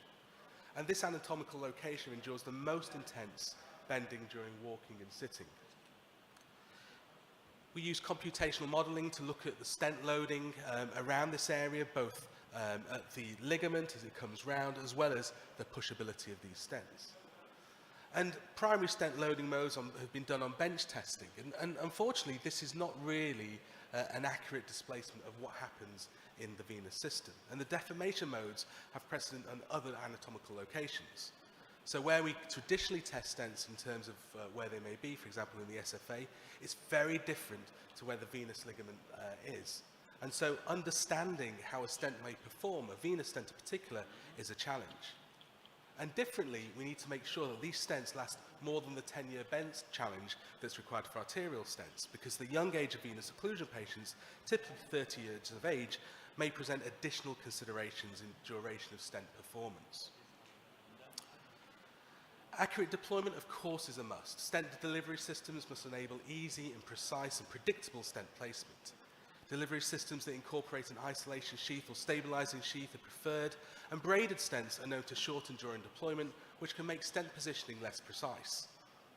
The open lattice structure expanded with minimal foreshortening compared to closed cell designs, and again, this is one of the advantages of having an open cell design stent. So when thinking about stent structure, stent terminology is important. Stent design contributes to stent performance. This design includes rings and elements that are joined together in a distinctive pattern, and the rings and elements provide radial strength, while their connections play a major role in flexibility and provide longitudinal stent. And thinking about these two, it's a trade-off. So cell geometry is a trade-off between stent flexibility and surface coverage. And venous stents can be designed with either an open or closed cell configuration. Open cell stents are those where the adjacent elements are periodic peak-to-peak connections and peak-to-valley connections, and mid-strut to mid-strut connections. In contrast, closed stents are those where the adjacent elements are fully connected at each crown, and braided stents may be considered a closed cell stent design. These connectors play a major role in stent flexibility and provide longitudinal strength. And fewer connectors may make the stent more flexible, while more connectors make the stent more stronger. Distribution of these connections, though, is key to achieving a balance between strength and flexibility. But does it really matter?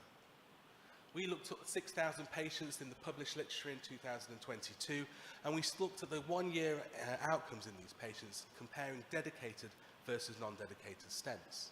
And interestingly, the primary patency between dedicated versus non-dedicated stents was very similar, as was the secondary patency. When we looked at our own data of 200-odd patients that were treated in our centre, either with an open cell stent or closed cell stent design, it actually had similar outcomes in both sorts of designs, although there was a tendency for the closed cell stent design to fracture under the ligament.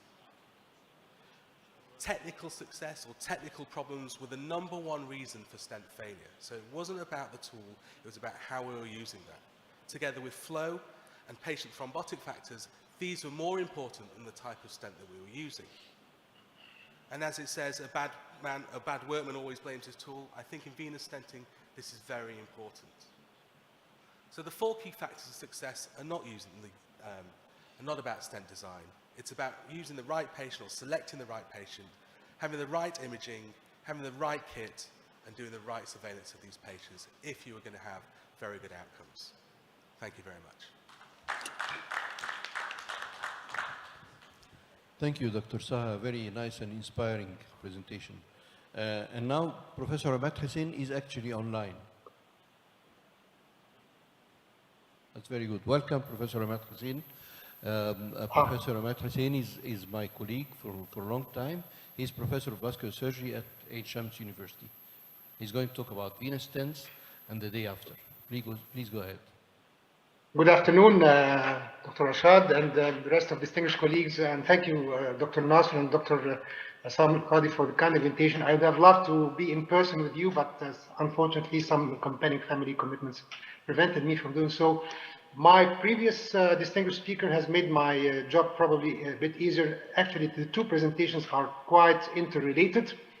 That's my agenda, and I'm going to be focusing on aspects of biocompatibility. Well, when we talk about the day after stenting in general, not only the iliac stenting, which is the focus of many interventions in endophlebology, because it simply determines the fate the day after. In fact, within the few minutes after deployment of any stent, the current status for the venous stenting is that it has been growing for like the last decade or so, and advances in the both the tools and the stent design, as you have just heard, has led to like a sort of nearly a revolution in vein stenting, especially in the iliac territory. However, in the absence of adjuvant pharmaceutical support, a stent definitely is liable to fail. We are talking really about sustainability of the initial technical result. Without the adjuvant pharmaceutical support, sustainable biocompatibility is really sort of elusive. So one way or the other, stents have to be assisted, you all know better than me, after deployment. We have gone through this several times before, and we are witnessing more and more refinements of the stents on the venous side, whether directly or post-catheter directed thrombolysis, which we practice with variable workloads, of course, but iliac stents and venous stents are here to stay, of course, in special, clear indications.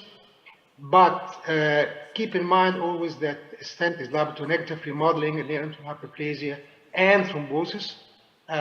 What is really the underlying mechanism? If we get a deep dive into the moments after deployment of the stent, we'll see that often there's an activation of the coagulation cascade. We're going to see right now. A stent could be liable to either thrombosis, stenosis, fracture, or migration. Why is that? Let us define biocompatibility initially. Biocompatibility is simply the surface interaction between the metal of the stent and the blood vessel. Not only that, because stent is not deployed in water, it's deployed in blood. Therefore, we may come to another definition. It's an interaction of the implanted prosthesis with the human body or the body fluids, or the blood device surface interaction. The concept has evolved over the years from causing no harm to doing good. That is encouraging positive healing response. Once the stent is deployed, in the first few seconds, a hydraceous layer forms, and that triggers cellular invasion with the inflammatory response and inevitably activation of coagulation cascades, both by the mechanical effect of deploying the stents and the presence of the metal. The mere presence of the metal is there and there to stay. And I remember quite well in a discussion, inter-discussion with Professor Raju, like 4 years ago in one of the congresses, that once we deploy the stent, we get rid of the mechanical element, stenosis or occlusion, be it post-thrombotic or May-Turner or whatever. However, the inflammatory element is still there. And hence the rationale of using, again, double protection, antiplatelets and anticoagulants. I know quite well that the best practice guidelines, evidence-based of course, did not reach a clear recommendation as far as the dosage and duration of antiplatelets or antipatient anticoagulants, and there's no consensus. And I do hope that within the subcommittee of Egyptian guidelines for the vascular and endovascular practice in Egypt, hopefully soon will come and touch base on that particular happens. Does that have an impact on patency? That's the $1 million question. Indeed, so many trials, not all of them are RCTs. However, lots of meta-analysis again and published papers have shown that there is an intimate correlation with patency at 6 months and 1 year. Therefore, my take-home message number one is time and again, stents have to be assisted pharmacologically.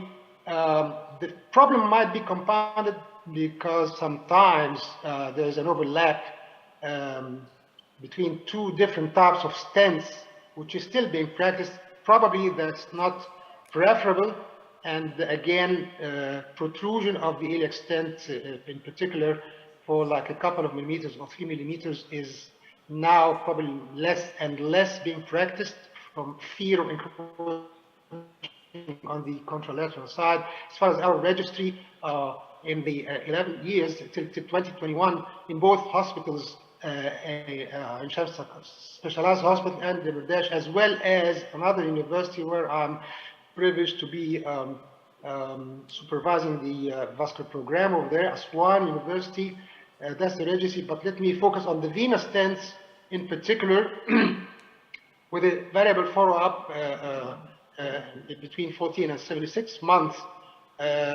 We have had our share of different complications, not so many, thank God. However, they can occur from 8 months up to 3 years, and the determinant factors are multifactorial.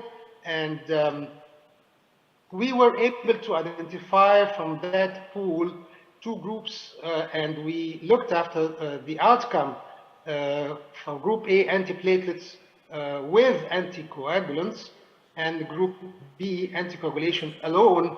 And to tell you the truth, the outcome was not statistically significant as far as patency, primary patency I'm talking about, in both groups. However, quality of life questionnaire, which was well designed at the time, was much in favor of having both antiplatelets and anticoagulation. And the last quarter of last year, I was with the Pittsburgh team, Dr. Macroon and Shar and Islami, and over there, once the iliac stenting, whether for the May-Turner or post-thrombotic, they usually, when the procedure took more than 1 hour, they are within the practice of putting double antiplatelets and anticoagulation, at least anticoagulation for the first couple of months. Of course, we may debate about that. However, these were some of our cases, and before and after. I'll go quickly for the sake of time.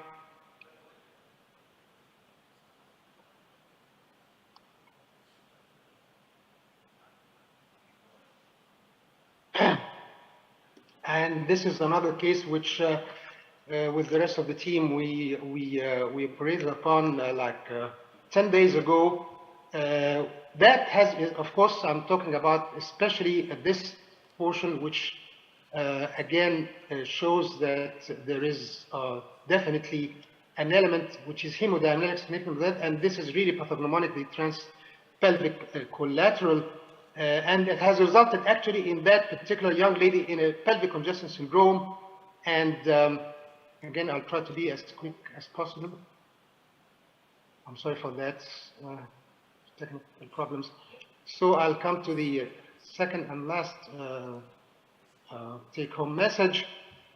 Again, the literature is so convincing about the need for adjuvant pharmacotherapy once the stent is deployed. What about future trends? Further improving in the stent material is quite expected with new alloys, and the definitely of open cell design is much favorable right now.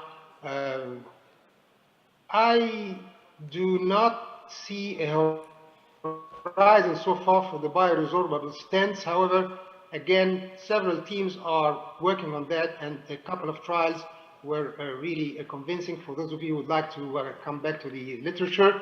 In conclusion, ladies and gentlemen, venous stents are liable to all stent post-deployment complications, and currently no single stent is 100% biocompatible. Consequently, in-stent thrombosis and occlusion remain a potential threat, and anticoagulation probably in the first 6 to 12 months, again, that is debatable. There's no widespread consensus on that, especially low molecular weight heparin in the first 2 to 4 weeks, actually not 6 weeks, and maybe DOAX later on, be it 3 months or 6 months.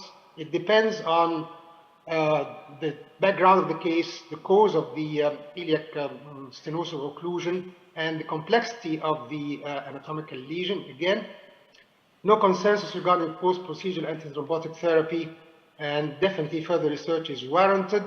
And the last take-home message, we should all follow the proper indications. Adjuvant pharmacotherapy is a must. Anticoagulation with antiplatelets, probably that's more trendy right now, not to speak about strict recommendations. And careful regular follow-up is mandatory, especially in high-risk patients, obese or malignancy. And we have to ensure always the sustained biocompatibility. I thank you for your attention.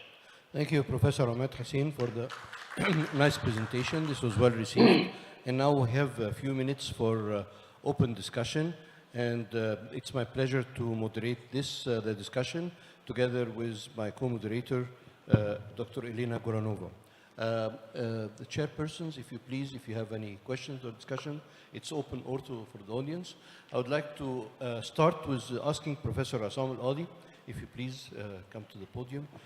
You gave us a very clear message about the importance of having good indications to put a filter and be very cautious, and also about the importance of removing the filter as soon as the indication is removed. Yes. The problem with this is that very few, I think, of us have actual experience and training in removing filters. And I would like to ask the audience how many of us have actually removed the filter. Could you raise your hand? Not many. So do you do anything? That's much larger number than I was expecting, actually. Yes. So do you have solutions for this? The solution that we have trained our junior to do this. We have to put a policy. We are now starting to put a guidelines for the Egyptian vascular practice here. We should put this in the guidelines, and we should put this in the training of our candidate to get the vascular MD or the Egyptian Vascular Fellowship. We should concern this as a senior surgeon in our practice.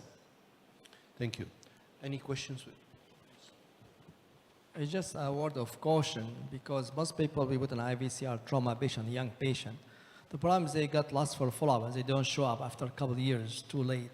So my advice is don't put the filter unless you have an extreme indication for that. Because unfortunately, most of them we lose them. They don't come to, Exactly. This is the main issue is we have to think very carefully before we put IVC filter. Go ahead, please. Thank you, Professor Assam. It's a brilliant presentation and very important message that we have to be very cautious in putting filters. The patient has to earn his filter in order to put a filter in. But one thing during the discussion, having talked about the guidelines, is that what I feel is that you want to have that if you put a filter in, you have to get it out. Yes. This is the guidelines. This is not my opinion, actually. Yeah, but I think This is the guideline. I Should think- be removed within from Yeah, 4 should- to 8 weeks. That is what did the FDA said. That is what the European Society fully. of Vascular Surgery said. Yeah, And actually, I was in UK in my training 27 years ago, and we have very strong message from NHS that this filter should be removed whenever you can remove it. However, in that time, most of the IVC filter available was unretrievable. Yeah, cannot agree more, but however, I'm thinking about if you put it as a standard, maybe the risk of removing the filter, because removing a filter is not easy. I know. So the risk, if the risk is higher than leaving it, and with the risk of developing maybe... That's definitely, actually, it is my indirect way to stop the abuse of IVC filter insertion. That is the point. We should do this meeting in a cardiology meeting. Yes, definitely. Can I just Thank add you, something a little? So if you are in a situation, you put the filter, and unfortunately later on has total thrombosis in the filter. So how can you manage a case like this? First, you will sink to treat the thrombus, and later on you need to remove. Exactly. How can you manage something like that? All the studies actually in this is making very difficult, but they start with thrombolytic therapy actually to thrombolysis the thrombus, and they try to remove it. It's very challenging, as Dr. Ahmed said. I had cases like this, and if they come early, can do catheter-directed thrombolysis, and they respond well 2 weeks, 14 days, and then anticoagulation for indefinitely. Please. Since we're in Egypt, I'll give you a piece of history. Many years ago, Richard Nixon, when he came here en route from Israel, he got a DVT and a pulmonary embolism. I don't know if you know that, whilst he was here. And he was flown back in Air Force One to Bethesda, Maryland. Who is that again? Richard Nixon. Oh, yes, Richard Nixon, He was yes. flown back to Bethesda, Maryland, where he had an inferior vena cava plication, from which he almost died of hemorrhage. So I think the indications for cable filter, there are good indications. There's been a recent randomized trial, just last week came out. If you have a major VTE and you have an absolute contraindication to anticoagulation, or you have a demonstrated pulmonary embolism despite adequate anticoagulation, you will benefit from a filter, and this paper showed it. You need to take them out. Anything else?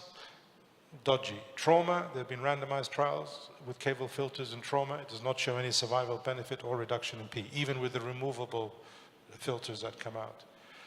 The problem is that people are putting them in and forgetting about them. Exactly. Yeah. This is the point. Yeah. Thank you for your comments, always very useful. Thank you, Professor Azam Al-Hadi. Okay. And now, Dr. Ahmed Gawish, please come on the podium. Dr. Ahmed Gawish. Ahmed, bearing in mind that pulmonary embolism is the major killer, what is the longest period that you perform thrombus removal? Yeah, that's an excellent question. Actually, the decision to do a thrombolysis, to remove the clot, largely depends on when does the patient start showing signs of decompensation. Because we cannot advocate, at the current being, we cannot advocate removing a pulmonary embolism for all patients. If the patient is hemodynamically stable, if the patient doesn't show any signs of right ventricular strain or elevated cardiac enzymes, there is nothing that would say that he would benefit from going in. So it's actually not about the timing from the episode that mandates intervention. It's how the patient would behave within the first 48 hours after the insult. Usually, this is the usual period of starting whether the patient will continue as a non-fatal minor PE who fares well with anticoagulation, or he will need intervention, whether he is going to hemodynamic decompensation or shows signs of right ventricular strain. So actually, it's not like the DVT when we say 14 days is the golden days for intervention. It's usually about the patient situation. Yeah, if that answers the question, there is no, of course, the earlier the better. They say there was a study that showed that intervention with starting showing signs within 1 hour shows that 90% would improve and have good prognosis. And another study for 12 hours showed the same benefit. But actually, some people, within 48 hours, you can have pretty good results. More than that, there is no published data. Thank you. I have a question for you. As you know, the guidelines call for systemic thrombolysis for the indications you mentioned, like low blood pressure and impaired right ventricular function. But you showed us a case of mechanical thrombectomy. How would you select between catheter-directed thrombolysis and mechanical thrombectomy, or maybe both? Yeah, the systemic thrombolysis, the high-Python study was the cornerstone. It showed it actually works, but with a high risk of bleeding. For catheter thrombolysis, they do sometimes the pigtail thing, to go with a pigtail and fragment the clot with thrombolysis. I don't have a personal experience in doing thrombolysis for PE, catheter-directed, I mean. I'm sorry, I meant systemic thrombolysis versus thrombectomy device. Yeah, systemic thrombolysis for intermediate risk PE is not indicated because you have halving of the mortality risk. However, it's 3 times the bleeding risk. So giving systemic thrombolysis should be restricted for patients with hemodynamic instability. If the patient's blood pressure drops down, the patient is shocked, you are allowed to give systemic thrombolysis with the intention to avoid mortality or limit the mortality. But for intermediate risk PE, when the patient have a stable blood pressure and stable hemodynamics, this is not an option because you expose the patient to a very high risk of bleeding. Very good. Any other questions? لا لسه هيجي دور عشان يسألوني سؤالين وخلاص واقف. Dr. Saha, please. لا. Thank you very much, Dr. Saha, for a great lecture. I'm more interested in the clinical part of it. I have used non-dedicated venous stent in iliac vein, and I have used dedicated venous stenting. If there is any paper that showed a clinical benefit of the specific venous design of a stent, better radial force, open cell design on both ends and closed cell design in the middle, is it different from Boston wall stent who result with the American registry? Can you say to the hospital manager, I need this stent for that clinical benefit? And thank you. It's a very good question. I don't think there's enough data out there that's showed any potential benefit of one stent design over the other. I think the Achilles heel right now is the inguinal ligament, and I think all of our stents fear that the most. There has been some evolution of using braided stents now. There's a blue flow stent specifically designed for the inguinal ligament, but I think that's really the problem right now. What we do know is that technique is very important, and I think that the failure of stenting is largely based on the technique as opposed to the stent itself. And making sure that we do have good technique is paramount. I think I totally agree. I think the clinical decision making, when to put a stent from which part to which part, is more vital than the type of a stent. Would you agree with the conclusion? Absolutely. Okay, I agree. I think Dr. Gawish has a comment. Dr. Saha, thank you for an excellent presentation. Now you showed us two studies which were very, very nice. One of them, systematic review that you've done, dedicated versus non-dedicated, and the other one was your data regarding using venous stenting. So you concluded that they all work, and they are all good, and they both have comparative results. So do you agree that the coming challenge in the venous stenting technologies would be for the infrainguinal segment rather than getting a better stent for the iliac segment. So given these data, or what do you think about that? I think, firstly, the current challenges are still at the inguinal ligament and making sure that we have something that that works there effectively in the longer run. And I still think that we have a paucity of long-term data for these young patients that we really need to understand. But you're absolutely right, the FemPop segment is still a big challenge, and understanding what to do there is still an unknown. And in the systematic review, I looked at the papers that had stented or angioplasty the FemPop segment to try and improve the inflow. And the truth is, it still doesn't have a great impact on the outcome. So I think it's about making sure patient selection is still very, very important with our current technologies. We ourselves have thought about fistulas and phlebectomies, a variety of different adjuncts, but none of them have been satisfactory enough to give us adequate patency. So I think there's a lot more to do. Thank you. Last question, please. I see that the big problem as regard the insertion of caval filters and venous stents.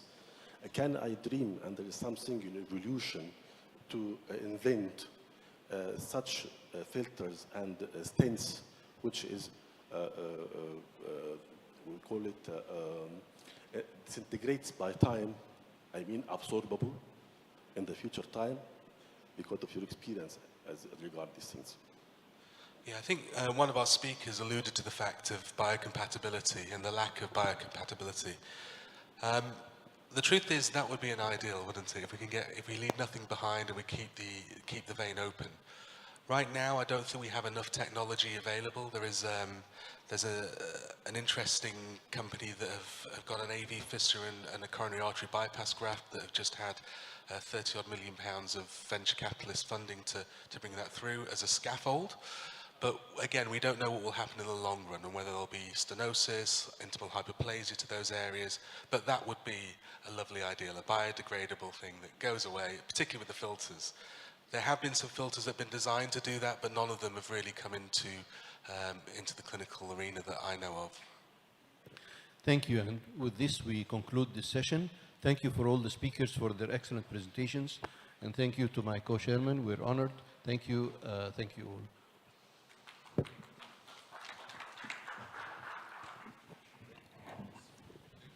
For the sake of time, I can see a lot of tiredness in your eyes, and I will be quickly moderating the next session. The next session, we have a guest which are very eminent intervention radiologists from the Middle East. Unfortunately, none of them were able to attend, but they have provided a recorded lecture.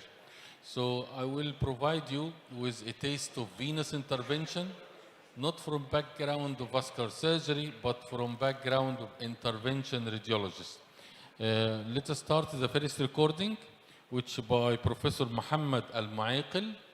Mohammed Al-Mu'aqil is an eminent intervention radiologist from the Kingdom of Saudi Arabia. He has a lot of series regarding venous practice. He will give us a talk about varicose vein update, about thermal and non-thermal ablation. So we'll have the recording now. We'll keep the question till the end of the sessions. Assalamu alaikum wa rahmatullah. My name is Mohammed Al-Mu'aqil. I'm a head of intervention radiology in National Guard in Riyadh. Thanks for the kind of invitation. My talk will be about the varicose vein update in thermal and non-thermal ablation. I have no conflict of interest. So the endovenous ablation, we have the thermal and non-thermal endovenous options. The thermal ablation, the most famous are the laser RF. Then we have the microwave, steam, and HIFU. For the non-thermal, we have the glue, the MOCA, the old gun, the ultrasound-guided foam sclerotherapy. We have the Varithena, the PEM. And recently we have the MOA, the mechanical-only ablation. So what are the differences between the thermal and non-thermal ablation? In case of thermal ablation, tumescent is mandatory because of the multiple needles, pain and discomfort is encountered by the patient. Stocking is mandatory and advised. Therefore, the nerve damage therefore increases. However, for non-thermal ablation, no need for tumescent, less pain and discomfort. Maybe MOCA is a little bit painful during the operation of the MOCA. No need for stocking in case of glue, and there is less likely increased risk of nerve damage. The pattern of the reflux has been published in multiple publications, including this old study, segmental, multi-segmental, diffuse or axonal. This interesting paper shows the pattern related to the malleolar reflux. There are patterns not being reported, like the dealing with synecdoche and adhesions in case of history of thrombophlebitis. What will be the best option? Maybe it's according to the experience of the operator. There are also patterns encountered and not described in the pattern of the saphenous reflux, where you encounter multiple channels of saphenous veins instead of single channel.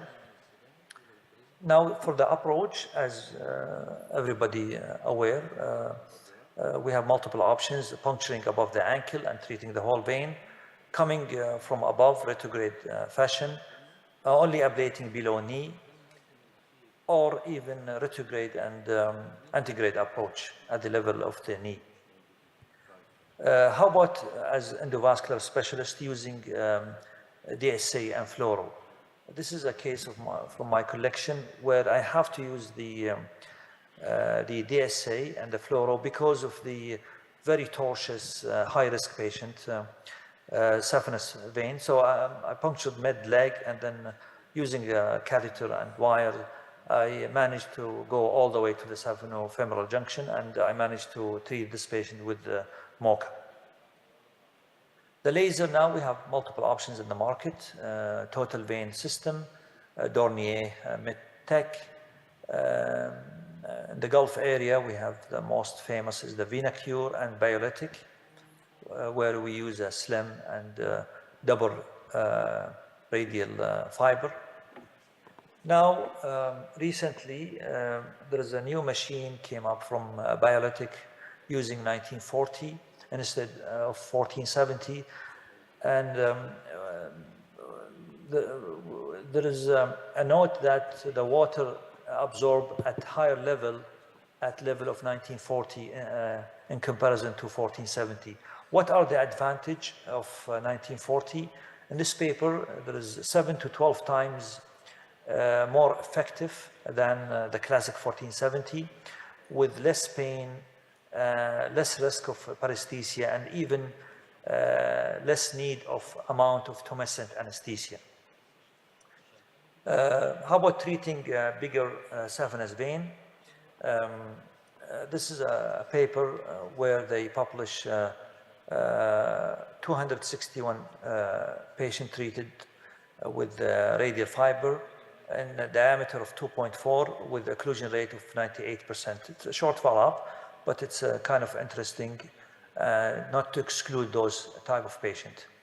How about the concept of endocrossectomy and flush occlusion, where you don't leave 2 centimeter or 3 centimeter from the junction? 135 patients of GSV treated with occlusion rate of 88%, minimizing risk of new vascularity. Long follow-up, 10 years follow-up in 240 patients. 85% of them completed 10 years follow-up with the recanalization rate only 0.5%. 21% of patients needed additional therapy in case of GSV. How about option of RF? We have multiple options also in the market. Vein close, where the ablated zone is reaching up to 10 centimeter. To my best knowledge, this is the longest landing zone where you can ablate at one time 10 centimeter segment. Therefore, the time of procedure is much shorter. We have the thermoblock, with 5 centimeter zone of ablation. We have the vein clear. We have the Medtronic famous closure fast and RFS. We have the F-Care where only 0.5 centimeter zone is ablated. However, the pulling time is much shorter in 6 seconds.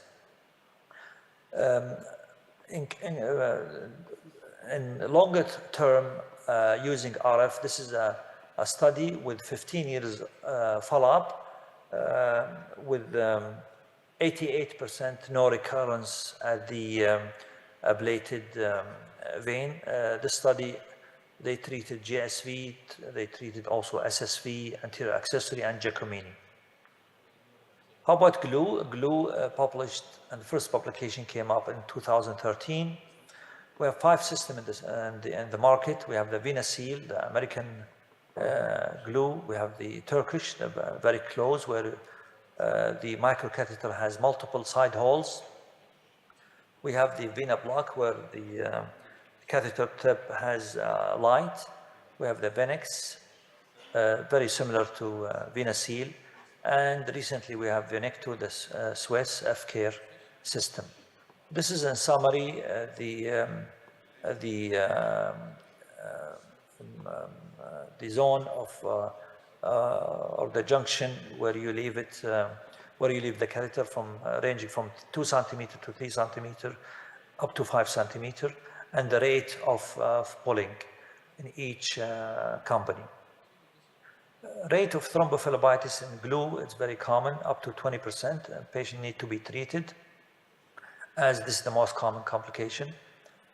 How about thrombus extension? This is reported rate up to 5%. Luckily, most of these patients can be treated with only anticoagulation from 2 to 4 weeks with no risk or no increased incidence of DVT. But it's need to be aware, need to be discovered early. In recent publication, there are more and more cases where they discover there is a granuloma from the glue. It has to be excised. This is a case report. This is the first one. He's the first one who published in 2020, ended up with the excision of this granuloma. Another publication also before 2 years with the granuloma because of the extravasation of the glue. So operator has to aware of to minimize risk of spill and extravasation. Another publication also where the granuloma has to be excised because of the increased risk of infection. Infectious thrombophlebitis also could happen and need to be diagnosed early. This patient unfortunately ended up with excision of the saphenous vein. Moreover, also case of septicemia also being reported. So doing the procedure in full aseptic technique is very important. How about comparing with glue to RF? This is a small study with 5 years follow-up, very similar in case of recanalization. RF in comparison with the glue, larger patient with midterm follow-up. Occlusion rate is very similar. Surprisingly, risk of phlebitis more in RF cases. 3 cases reported with glue, granuloma, and clumps ended up with excision. 1 case has a thrombus extension treated luckily with only anticoagulation. No reported case of DVT. Comparing glue with laser, retrospective study, 150 versus 189, similar occlusion rate.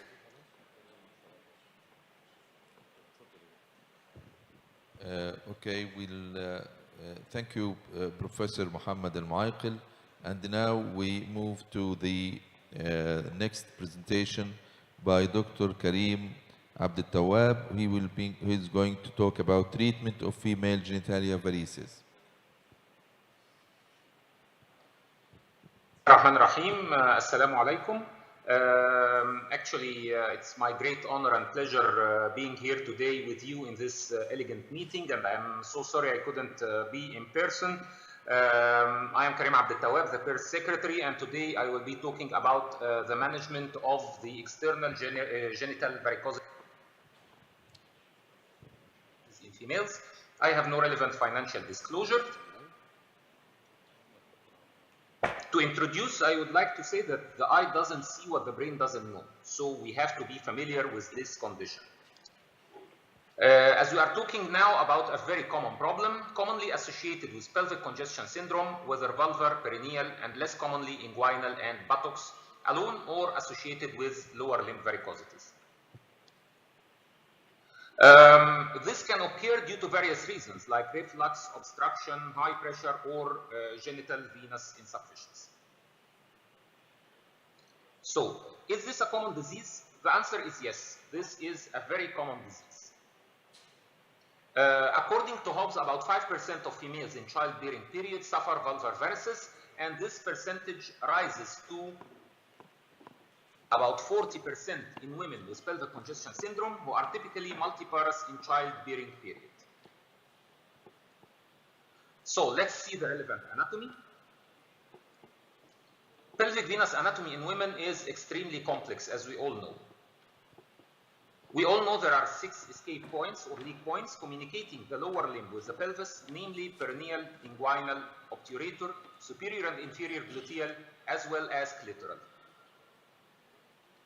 This can spread either ipsilateral or contralateral due to the fact that there are no valves in the pelvic and genital veins. Let's run quickly through the diagnosis. We have the history, physical examination, and imaging. About the history, the most important is pain. All sorts of pelvic pain can be seen. Lower back pain, lower abdominal pain, coital aches, genital pain, also continuous genital discomfort and arousal could be seen in most of these patients.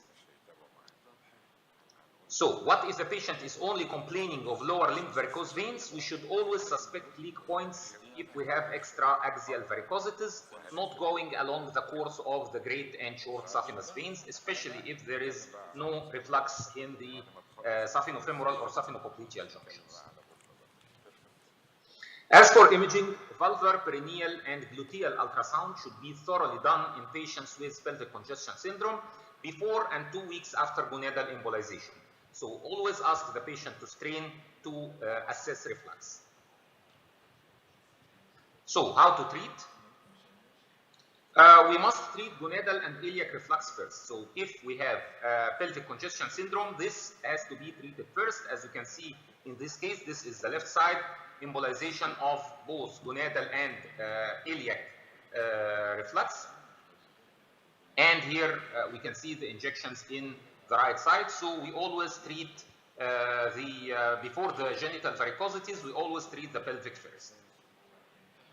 After treatment of gonadal veins, we do either surgical ligation, which is a rather odd procedure nowadays, or we do sclerotherapy, which can be done either on ultrasound guided alone, or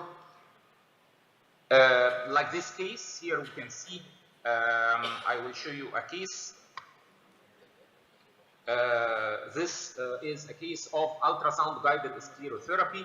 We see by ultrasound, and we just go with the foam sclerotherapy, 1 or 2%, and we inject it directly, as we can see here, guided by ultrasound.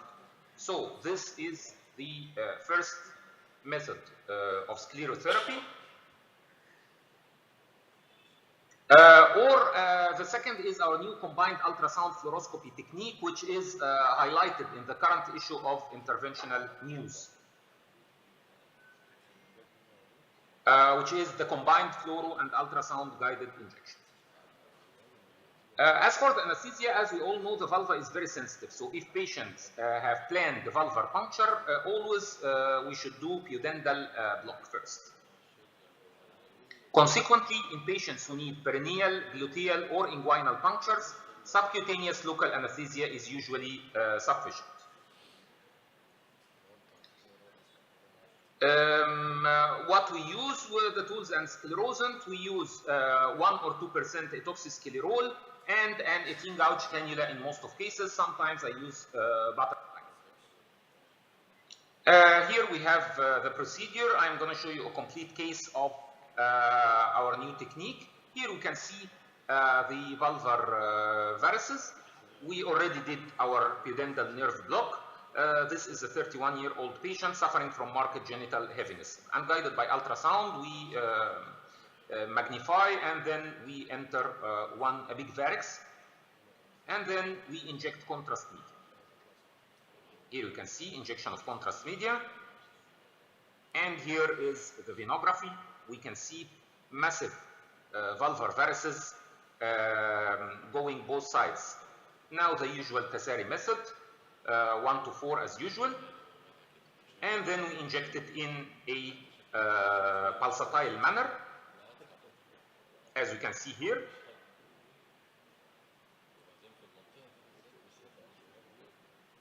And here we can see pushing the contrast medium to fill all the vulvar varices bilaterally, and then we take a control venogram.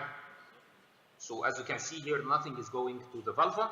And very importantly, here you can see by ultrasound the sclerotherapy, the etoxysclerol is going all through the varices. So we need to do very good compression for 5 minutes at least after the procedure.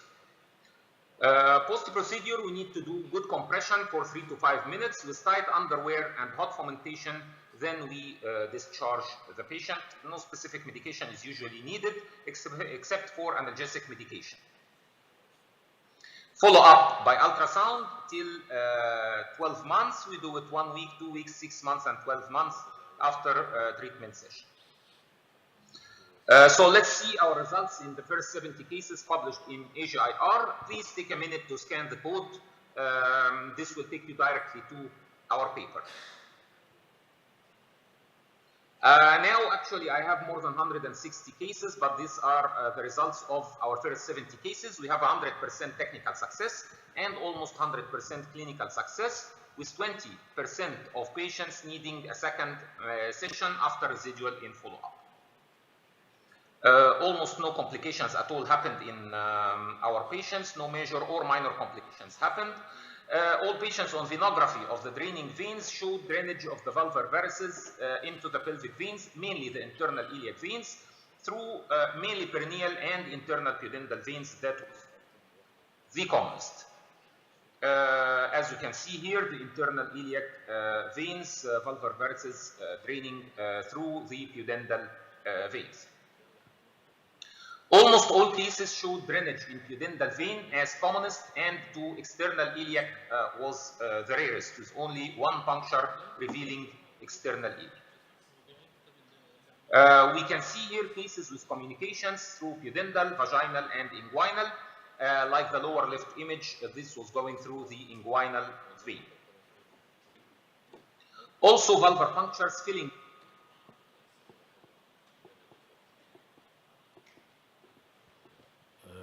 Thank you, Dr. Karim Abdawab, for your nice, informative, and illustrative subject. And now we move to the second speaker, or the next speaker, Dr. Muhammad Badran from Jordan, and the subject is venous malformation, how to treat. Okay. Hi, good morning or afternoon. Thank you for the invitation. I'm going to talk about the management of venous malformation. Just to start with, the vascular malformations are divided into two big categories. The vascular tumors, the most common one is the infantile hemangioma, and then the malformations, which means abnormally formed cells, either low flow, capillary, venous and lymphatic, or high flow, which is arteriovenous malformation, or a mixture of all of these. Today, we're going to talk about the venous malformation and maybe a subtype of it called fibroadipose or fibrofatty vascular movement. So the venous malformation are generally blue to green lesions that can affect any part of the body from top to bottom, and usually they become bigger on more dependent position, like this lady over here. And this is just a quick look at the difference between infantile hemangioma in a child and a venous malformation in an adult. Obviously, this type of work needs teamwork.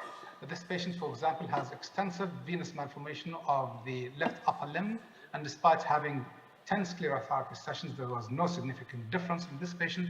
Requires a combination of compression therapy as well as chemotherapy by sirolimus or rapamycin.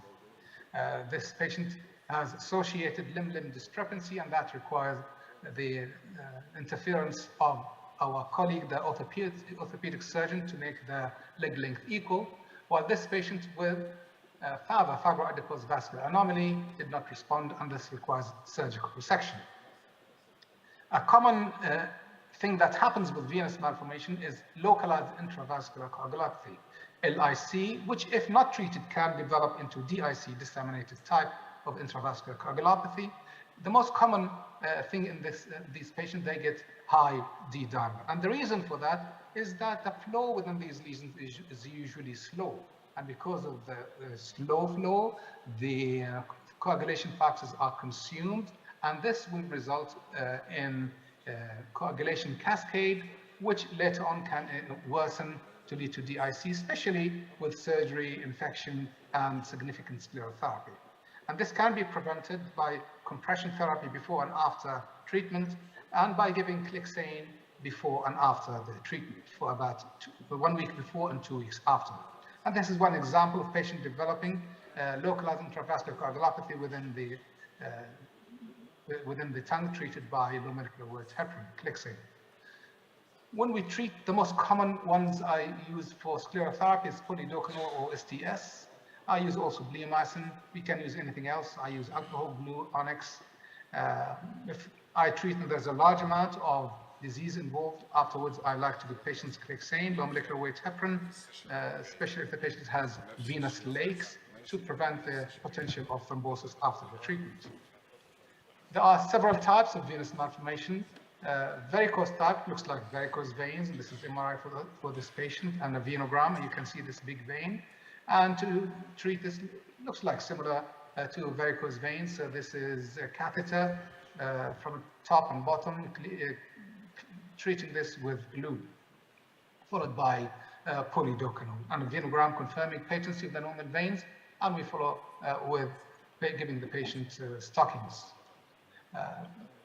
This patient with varicose type of venous malformation with aneurysms, multiple catheters, and then a venogram, followed by laser therapy in the venous EVLT, and then polydocanol form, and after that we're going to put compression like varicose veins.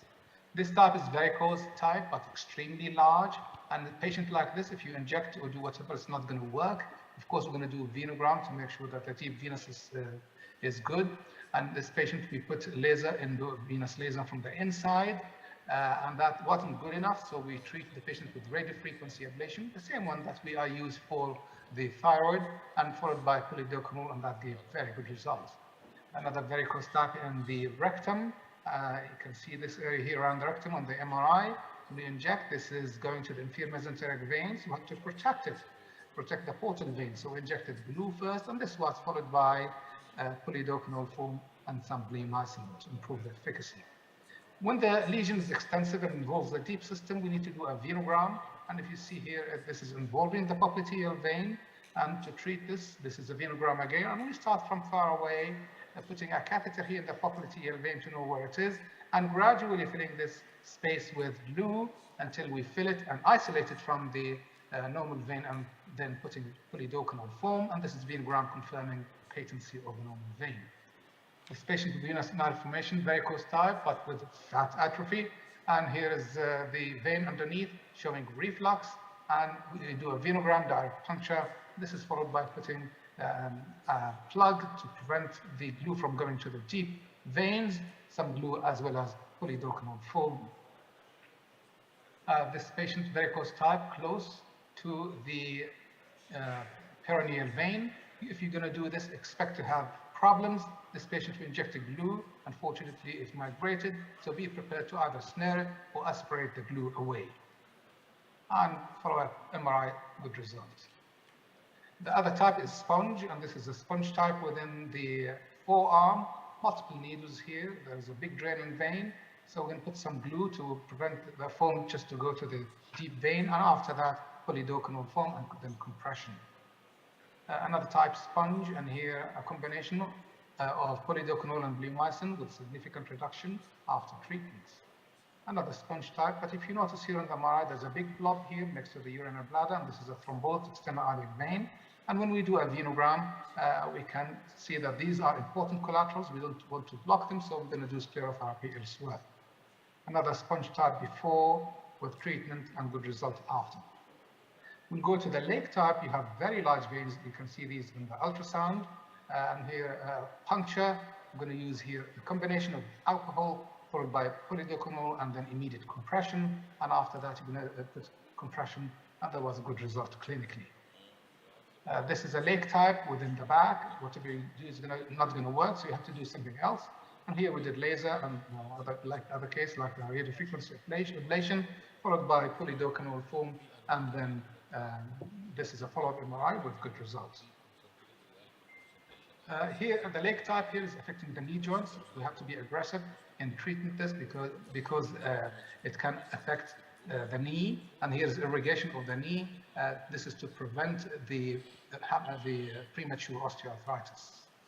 This is lake type, treated similarly, multiple puncture techniques, compression during the treatment to get the blood out of the system, followed by glue and polydocanol foam. And this patient has a lesion in venous malformation in the neck. You can see that when you puncture, you'll see that it's going directly to the deep veins. That's not. Thank you very much. Sorry we couldn't have the full time of the video, but all the lecture of the meeting will be online on our YouTube channel. So with this, we end the session number 16, and we'll go straight away, session number 15, so we'll go straight away to session number 16, which is titled The Cutting Edge of Artificial Intelligence in Vascular Surgery. There will be 2 lectures. One of them, Professor Munir Nazal, he is a vascular surgeon from Toledo University in Florida. And the other one is Professor Konrad Karz, who is a vascular surgeon. He's specialized in pediatric transplant from Germany. So it sees that both of them are vascular surgeons involved in AI. And I will have the next lecture. So we start by Dr. Munir Nazal. You will have the live recorded. Go ahead. I would like to thank everybody in the Vascular Society of Egypt and invite me to this meeting. I would have loved to be there in person, but unfortunately, it was difficult to achieve that. The topic today we are going to handle is artificial intelligence in medicine and its expanding role. Medicine is not going to be any much different from any other specialty when it comes to artificial intelligence. Actually, preparing those slides, I was helped by artificial intelligence in PowerPoint. Netflix, which everybody part of nowadays, and Amazon is also artificial intelligence. That's what PowerPoint gives you ideas to do your lecture. We'll cover a number of fields, but for the sake of time, we'll focus on issues related to medicine. And why do we have to go into artificial intelligence? Very simply, because there's a huge amount of data. We don't know what to do with it. And only supercomputers can analyze this data to get the benefit out of this data. It is an expanding role. It is actually giving the computer the brain mind of a human being in order to give answers that the humans are looking for to help humans in their development and evolution. The use of artificial intelligence in medicine is an issue of a great interest, and we cannot stop thinking about it because it's the future. It's really like learning computers in the past. If you don't learn computer nowadays, you are not able to read and write anything. Artificial intelligence is just a way to make the machine mimic a human thinking, give ideas that is important for human thinking. It is the future in healthcare, The past was minimal. It's simply taking input in the form of multiple data and giving an output that we need in healthcare through a number of algorithms. Many of it are hidden. The more those algorithms in number, the more complex is the formula, which means better data and better outcome. But in effect, we need more data to have a better outcome. The number of articles written about artificial intelligence in 2013 in medicine were just less than 50. In 2016, they are almost 250, and 2023, we are talking about hundreds and hundreds of articles written in different fields of artificial intelligence. They are using different algorithms. You don't need to go through that, but generally, machine learning and artificial intelligence are black boxes written by non-physicians most of the time to produce medical data, and this is where the danger is, which means you don't know how it is produced, is a black box. In the past, genomes were difficult to discern. Nowadays, using artificial intelligence, you can get and read and reach conclusions in genetics much better than any time in the past. And in effect, actually, the complexity is made easier by using the machine. Artificial intelligence in healthcare is something that produces data to the individuals through different pathways that are impenetrable, which means it's a black box. So either you trust it or don't trust it, and that's the problem. Artificial intelligence in many areas, in non-medical areas, has superseded human beings. What about in medicine? Yes, in imaging, dermatology, diagnostic, diseases, pathology, ophthalmology, drug discovery, precision medicine, prognostication, all of these are actually in the way to be taken over by artificial intelligence. There are devices that are doing that in seconds, give you answer that takes sometimes weeks in the past to do. A study, for example, done in Ontario using artificial intelligence managed to predict infection in neonates 48 hours before they occur, based on different criteria. This can never happen using clinical indication and clinical medicine alone. Wearable devices, the Apple Watches, the Samsung Watches, and others, triaging a patient to different areas, monitoring patients at homes, are all artificial intelligence. It is a sophisticated way to assist clinical practice. It produces and improves accuracy based on feedback, and it assists physicians by providing up-to-date medical information about patients in general. The areas that were affected mostly in the studies and the development, as you can see in different years, mostly diagnostic imaging, after that genetics and electrodiagnosis. This is in the past, in 2016. Nowadays, every other area is affected, especially genetics. I'm going to go through some of them: clinical, disease prediction, translational, public health, epidemic infection. For example, COVID was actually solved using artificial intelligence. Most of the progress, though, nowadays in diagnostic imaging in the blue pie and others we talked about.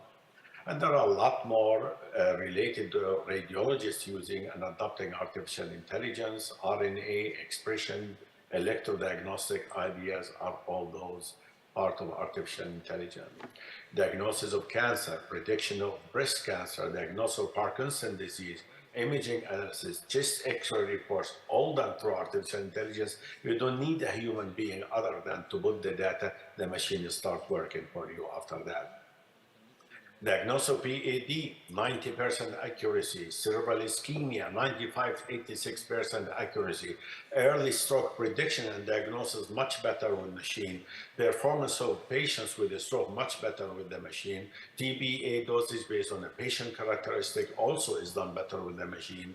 Predicting the 3-month treatment outcome is much better with the machine. Patient prediction, ulcer healing, stroke treatment, endovascular intervention, type of vascular intervention, open versus endo, and education is going to be using artificial intelligence. Medical office in the future will not be like that. It will be like those people sitting somewhere and talking to people. There will be no delay. They will not call sick, and you'll not have to worry about replacing them.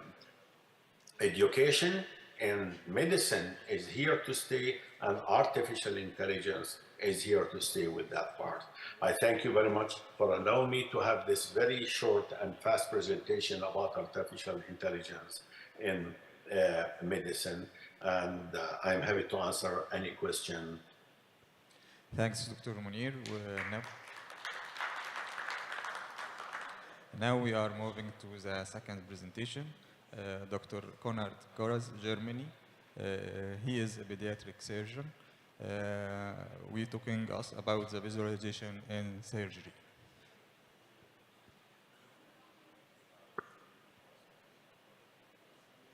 Good morning and good day to Hurhada. I'm very proud for the invitation. Thank you very much. I'm Professor Kaj. I'm working in the Ludwig Maximilian University in Munich, in Germany. I'm general surgeon, visceral surgeon, robotic surgeon, and that's why we will talk today about computer vision and the robotic surgery. Let us start. I will share my screen.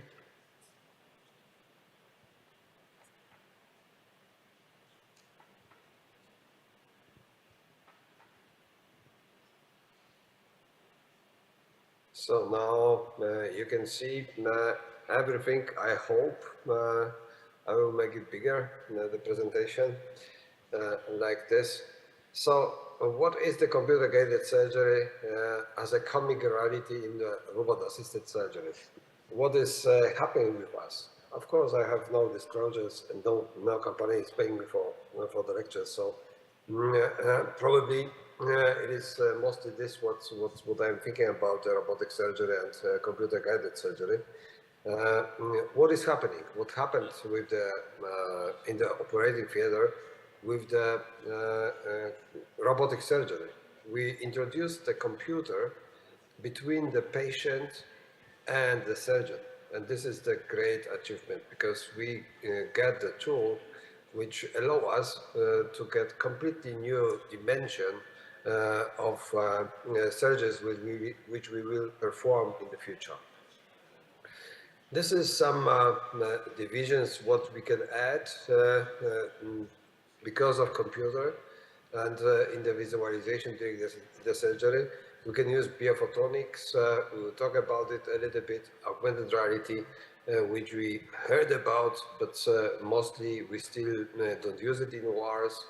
The computer vision, this is the computer programs which we are allowing us to understand much more the situation during the operations. We will have sorry, completely different support systems which will allow us to work on workflow during the operation, and you will see that the glasses, the virtual glasses, or augmented reality glasses, or mixed reality glasses will be introduced into the OR in a very wide manner. You know probably a little bit some visualizations and video technology using biophotonics during the general surgery. We have the normal image, we can have a fluorescence, we have the selective illuminations. We could have also, can we see also the oxygen saturation today or blood perfusion on time? What is absolutely very interesting. Only few technologies today are available with the robotic surgery. It is only the selective illumination and near infrared fluorescence. and of course the normal color image. What is the fluorescence? The most popular one is the ICG fluorescence, where we give the indecent green intravenously or in organ, which we want to present. We are getting it as a green color additional on our picture, video picture from the operations. What is good for? We can have, of course, the blood perfusion, which we are seeing on time intraoperatively. We can use it for lymph node mapping. We can use it by differentiation of embryonic layers.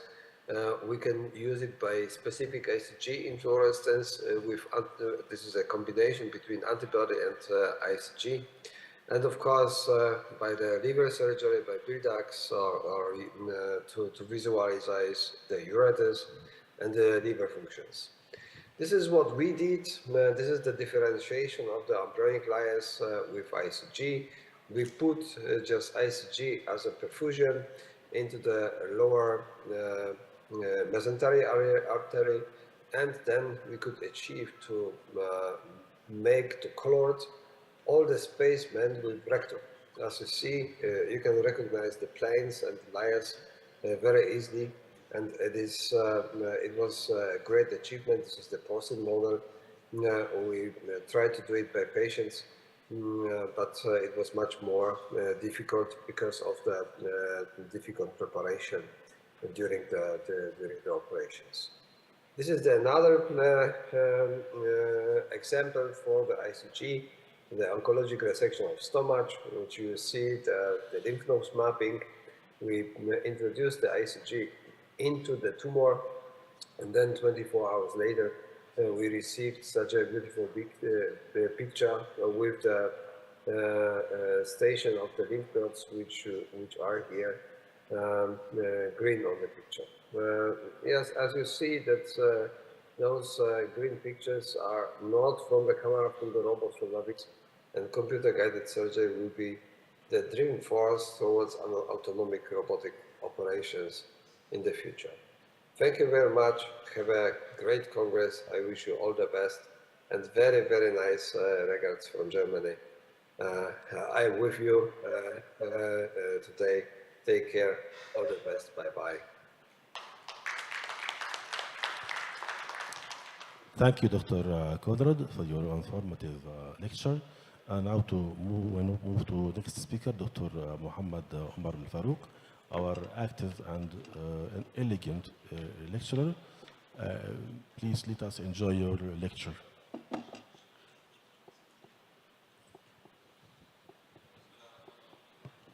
Bismillah ar-Rahman ar-Rahim. Thank you very much for the kind invitation, Professor Nasser Said. I would like to summarize my lecture in just one sentence. And my sentence will be every vascular, yes, it will be 1 minute. Yeah, I can finish after that. Every vascular surgeon can start his artificial intelligence programming by today. You don't need to buy a computer. You don't need to have a high terabyte CPU. You don't have 20 gigabytes. All this is supplied free of charge by Google, and it's free access by today. So let me summarize over the next 8 minutes the AI and machine learning to vascular surgeon. By the way, I used to speak to Conrad. He is interested in artificial intelligence. He thinks that by year 249, the machine learning will solve the problem of death. With a huge mega data, he will know exactly what to do, when to prevent this. But luckily, me and him will not live to that day. But that day is predicted by artificial intelligence. They can even solve death problem. For a religion point of view, I don't believe this is happening, but at least this is an information. So AI and machine learning for vascular surgeon. Now it's become mandatory in most universities in the United States, first year to study AI. I am involved in one of these universities, and by graduation from first to second year, you have been asked to get an AI project done. So I made a free course. If you scan this QR code, it will get you over the free course right away to all vascular surgeons. Just by having this QR code, you can log in, see the information, and you will get invitation for a free course about AI. I will go very quickly. This is my intention. I want that everyone to learn artificial intelligence. The computer language is called Python. Python is very near to basic English, and there is a book which learns Python in 1 day. So you can learn the computer language in 1 day. You do not need to buy a supercomputer. You go to Google Colab, which will give you the computer, the CPU, and all the Python programming. You don't need to install anything. You can actually do programming from your Android phone. Why it is important? Because I think it will revolutionize the way you think about diseases. So this is the intention of the course. I will go very quickly. The course is for 1 year. Usually you spend 2 hours per week, and by the end, you will get certification that you are AI specialist. Now we all are using ChatGPT, which is really fantastic. You can give a diagnosis to ChatGPT. It will give you the information, the background, what you do next to the patient. It can give you a summary of the progression of the disease. It's really amazing.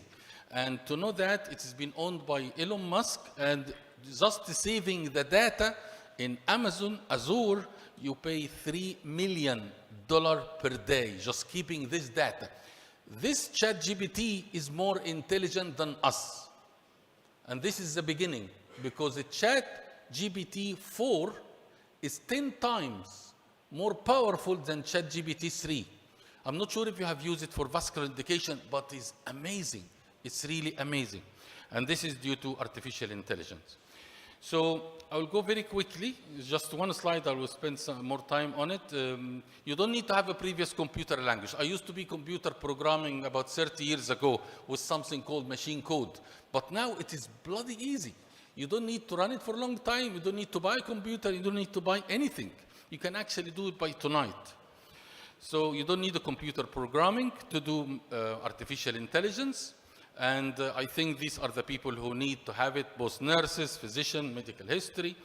And to learn an AI, it's very easy. Software, you don't need skills about it. You don't need even have a computer background. It is as simple as that. And this is the benefit of the course. Of course, now, you know, machine learning is now diagnosing a chest X-ray in United Arab Emirates. It's not done by intervention radiologists. It's all done by AI, because it's cheaper, it's 24/7, it is more accurate than a physician. It will come a stage that we'll have an AI in vascular medicine, angiogram will be more accurate than us. This is an important point to jump in. 2 hours per week, it's easy course. I will go very quickly because this is an instruction of Professor Nasser Al-Saeed for you to have a nice supper. I've been asked to give a presentation about AI to American University in USA for first year medical student. I will be surprised when they graduated what the level they will reach. And you don't need to, this is the important page that I want to spend time on. Now this page is Google Colab. Anyone who have Gmail, if there was a pointer, it would be fantastic. So that's the pointer. So anyone with a Gmail will go for this application, Colab. Colab is an application that free of charge. It's a beautiful idea by Google. It said, well, you want to do AI programming? Okay, I will give you a computer.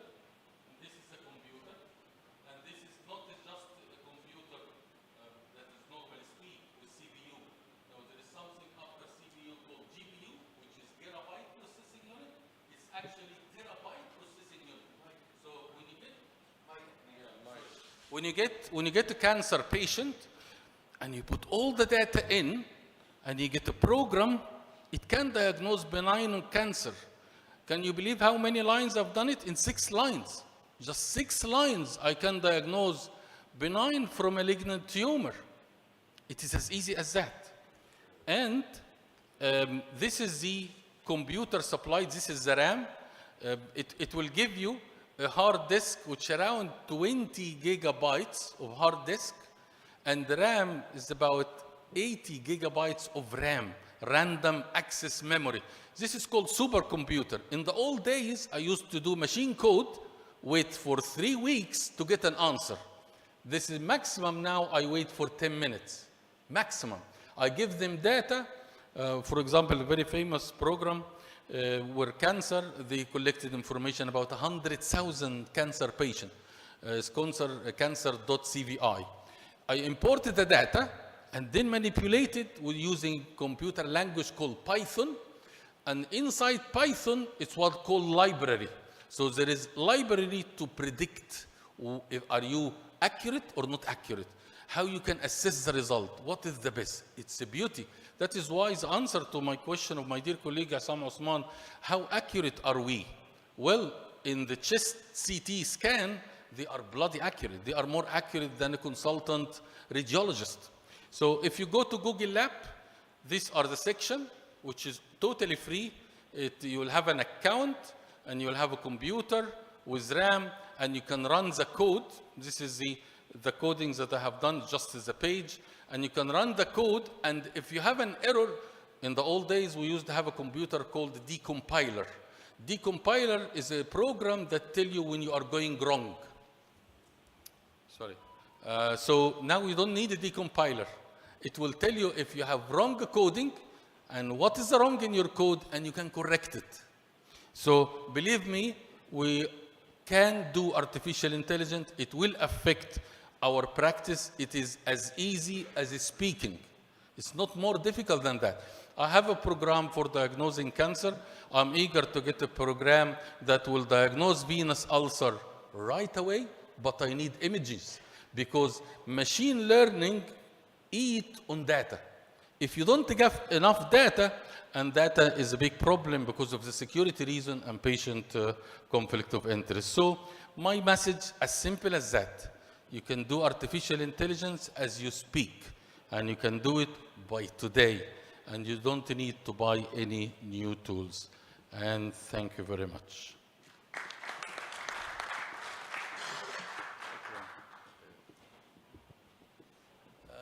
You are the moderator, so thank you. You're still moderator. So because of time, I think I will give the announcement. Professor Nasser Said, if you want to have discussion, just give me the order. Yes, you can start the discussion first, and any question? Thank you for your informative lecture. My question is how we can use artificial intelligence in vascular surgery just to take opinions and to or to intervene. Excellent question. I didn't want to go into detail with artificial intelligence, but to do an artificial intelligence program, there are 17 steps you need to go.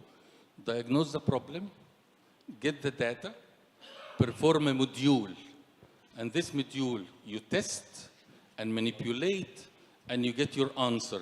And after getting your answer, you start to improve your module. So these are the steps. So let us say, for example, I want the machine learning to diagnose ulcer, cause, etiology, is it arterial or venous or combined or skin disease or whatever. You need to get a data, huge amount of data, and you get a diagnosis, and you make the machine to learn which data will give you this diagnosis. The more data you have, the better your accuracy. And then the machine learns from itself with the data. And these are the steps. What are the idea in my mind that AI can do to us? Well, it can diagnose a presentation to you, give you diagnosis right away. If you have patient with venous ulcer, with anemia, bleeding, and for example, and acute pancreatitis, what is the diagnosis? It will give you exactly within seconds. It search all the medicine and give you the final diagnosis within a second. This is a beauty. Secondly, you can do your own program to diagnose venous ulcer, diagnose venogram, diagnose angiogram with certain accuracy more than the human eye. It has been done. Now, diagnosis of cancer breast is done by AI. it is not done by radiologists. And can you believe it is more accurate than the expert radiologist? So that's why it's gone. Yes, my dear Dr. Isam, fire your question. Your excitement is palpable. It's contagious. But I don't know what I'm getting excited about. I'm excited, but I don't know what I'm getting excited about. Okay, let me give you a scenario. You say it's simple. Yeah. Let's put it into play. So, Assam Osman is a 58-year-old hypertensive smoking male of Sudanese origin. Okay? Yeah. Has a 5.8 centimeter infrarenal aortic aneurysm. Yeah. Okay? Is going to see Dr. Nasir for treatment, who is a consultant vascular surgeon of XX repute. Yeah. Can AI, if I put all this information in, predict accurately what my perioperative risk will be if I have open aneurysm repair or if I have EVAR? Yes, absolutely right. It's been done by Siemens, and now they have already the software to be added to Siemens Zigo.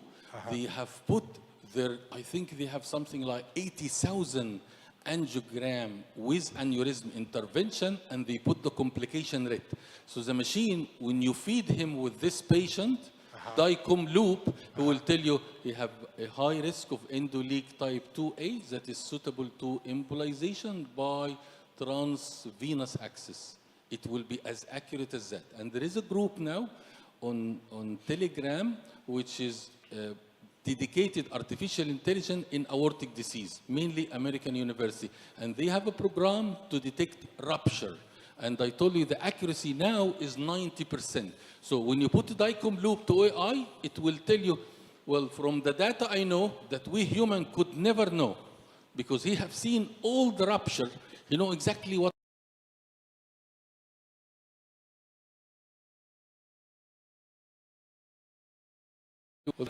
It's part of the answer. Maybe we can take this conversation offline later on. Thank you. Okay. If you have any program to measure the surface tension of the aortic, this is to predict which will going to rupture, which will still have some times to. Absolutely. This will help us, and I'm dead sure it will save a lot of money. Absolutely. Because you can make all your cases an elective basis rather than and he will tell you as well, do the operation with Professor Nasir Saeed. He will direct you to which surgeon to do it in which hospital. Doesn't and private and governmental. Okay, thank you very much. Any more questions? Yeah, okay. So, Dr. Elena Goranova have in-depth knowledge about this subject of artificial intelligence. This is the topic of her PhD, so I'll leave it to her, but maybe she'll speak in French and I'll do the translation. J'ai fait un travail plus de 3 années avec une prédiction de la rupture, du risque de rupture des anévrismes. So she did a study about rupture of aneurysms. More than 3 years. And I know today that, I know today that artificial intelligence is a tool to the experienced doctor, to the experienced surgeon. Yes, because today,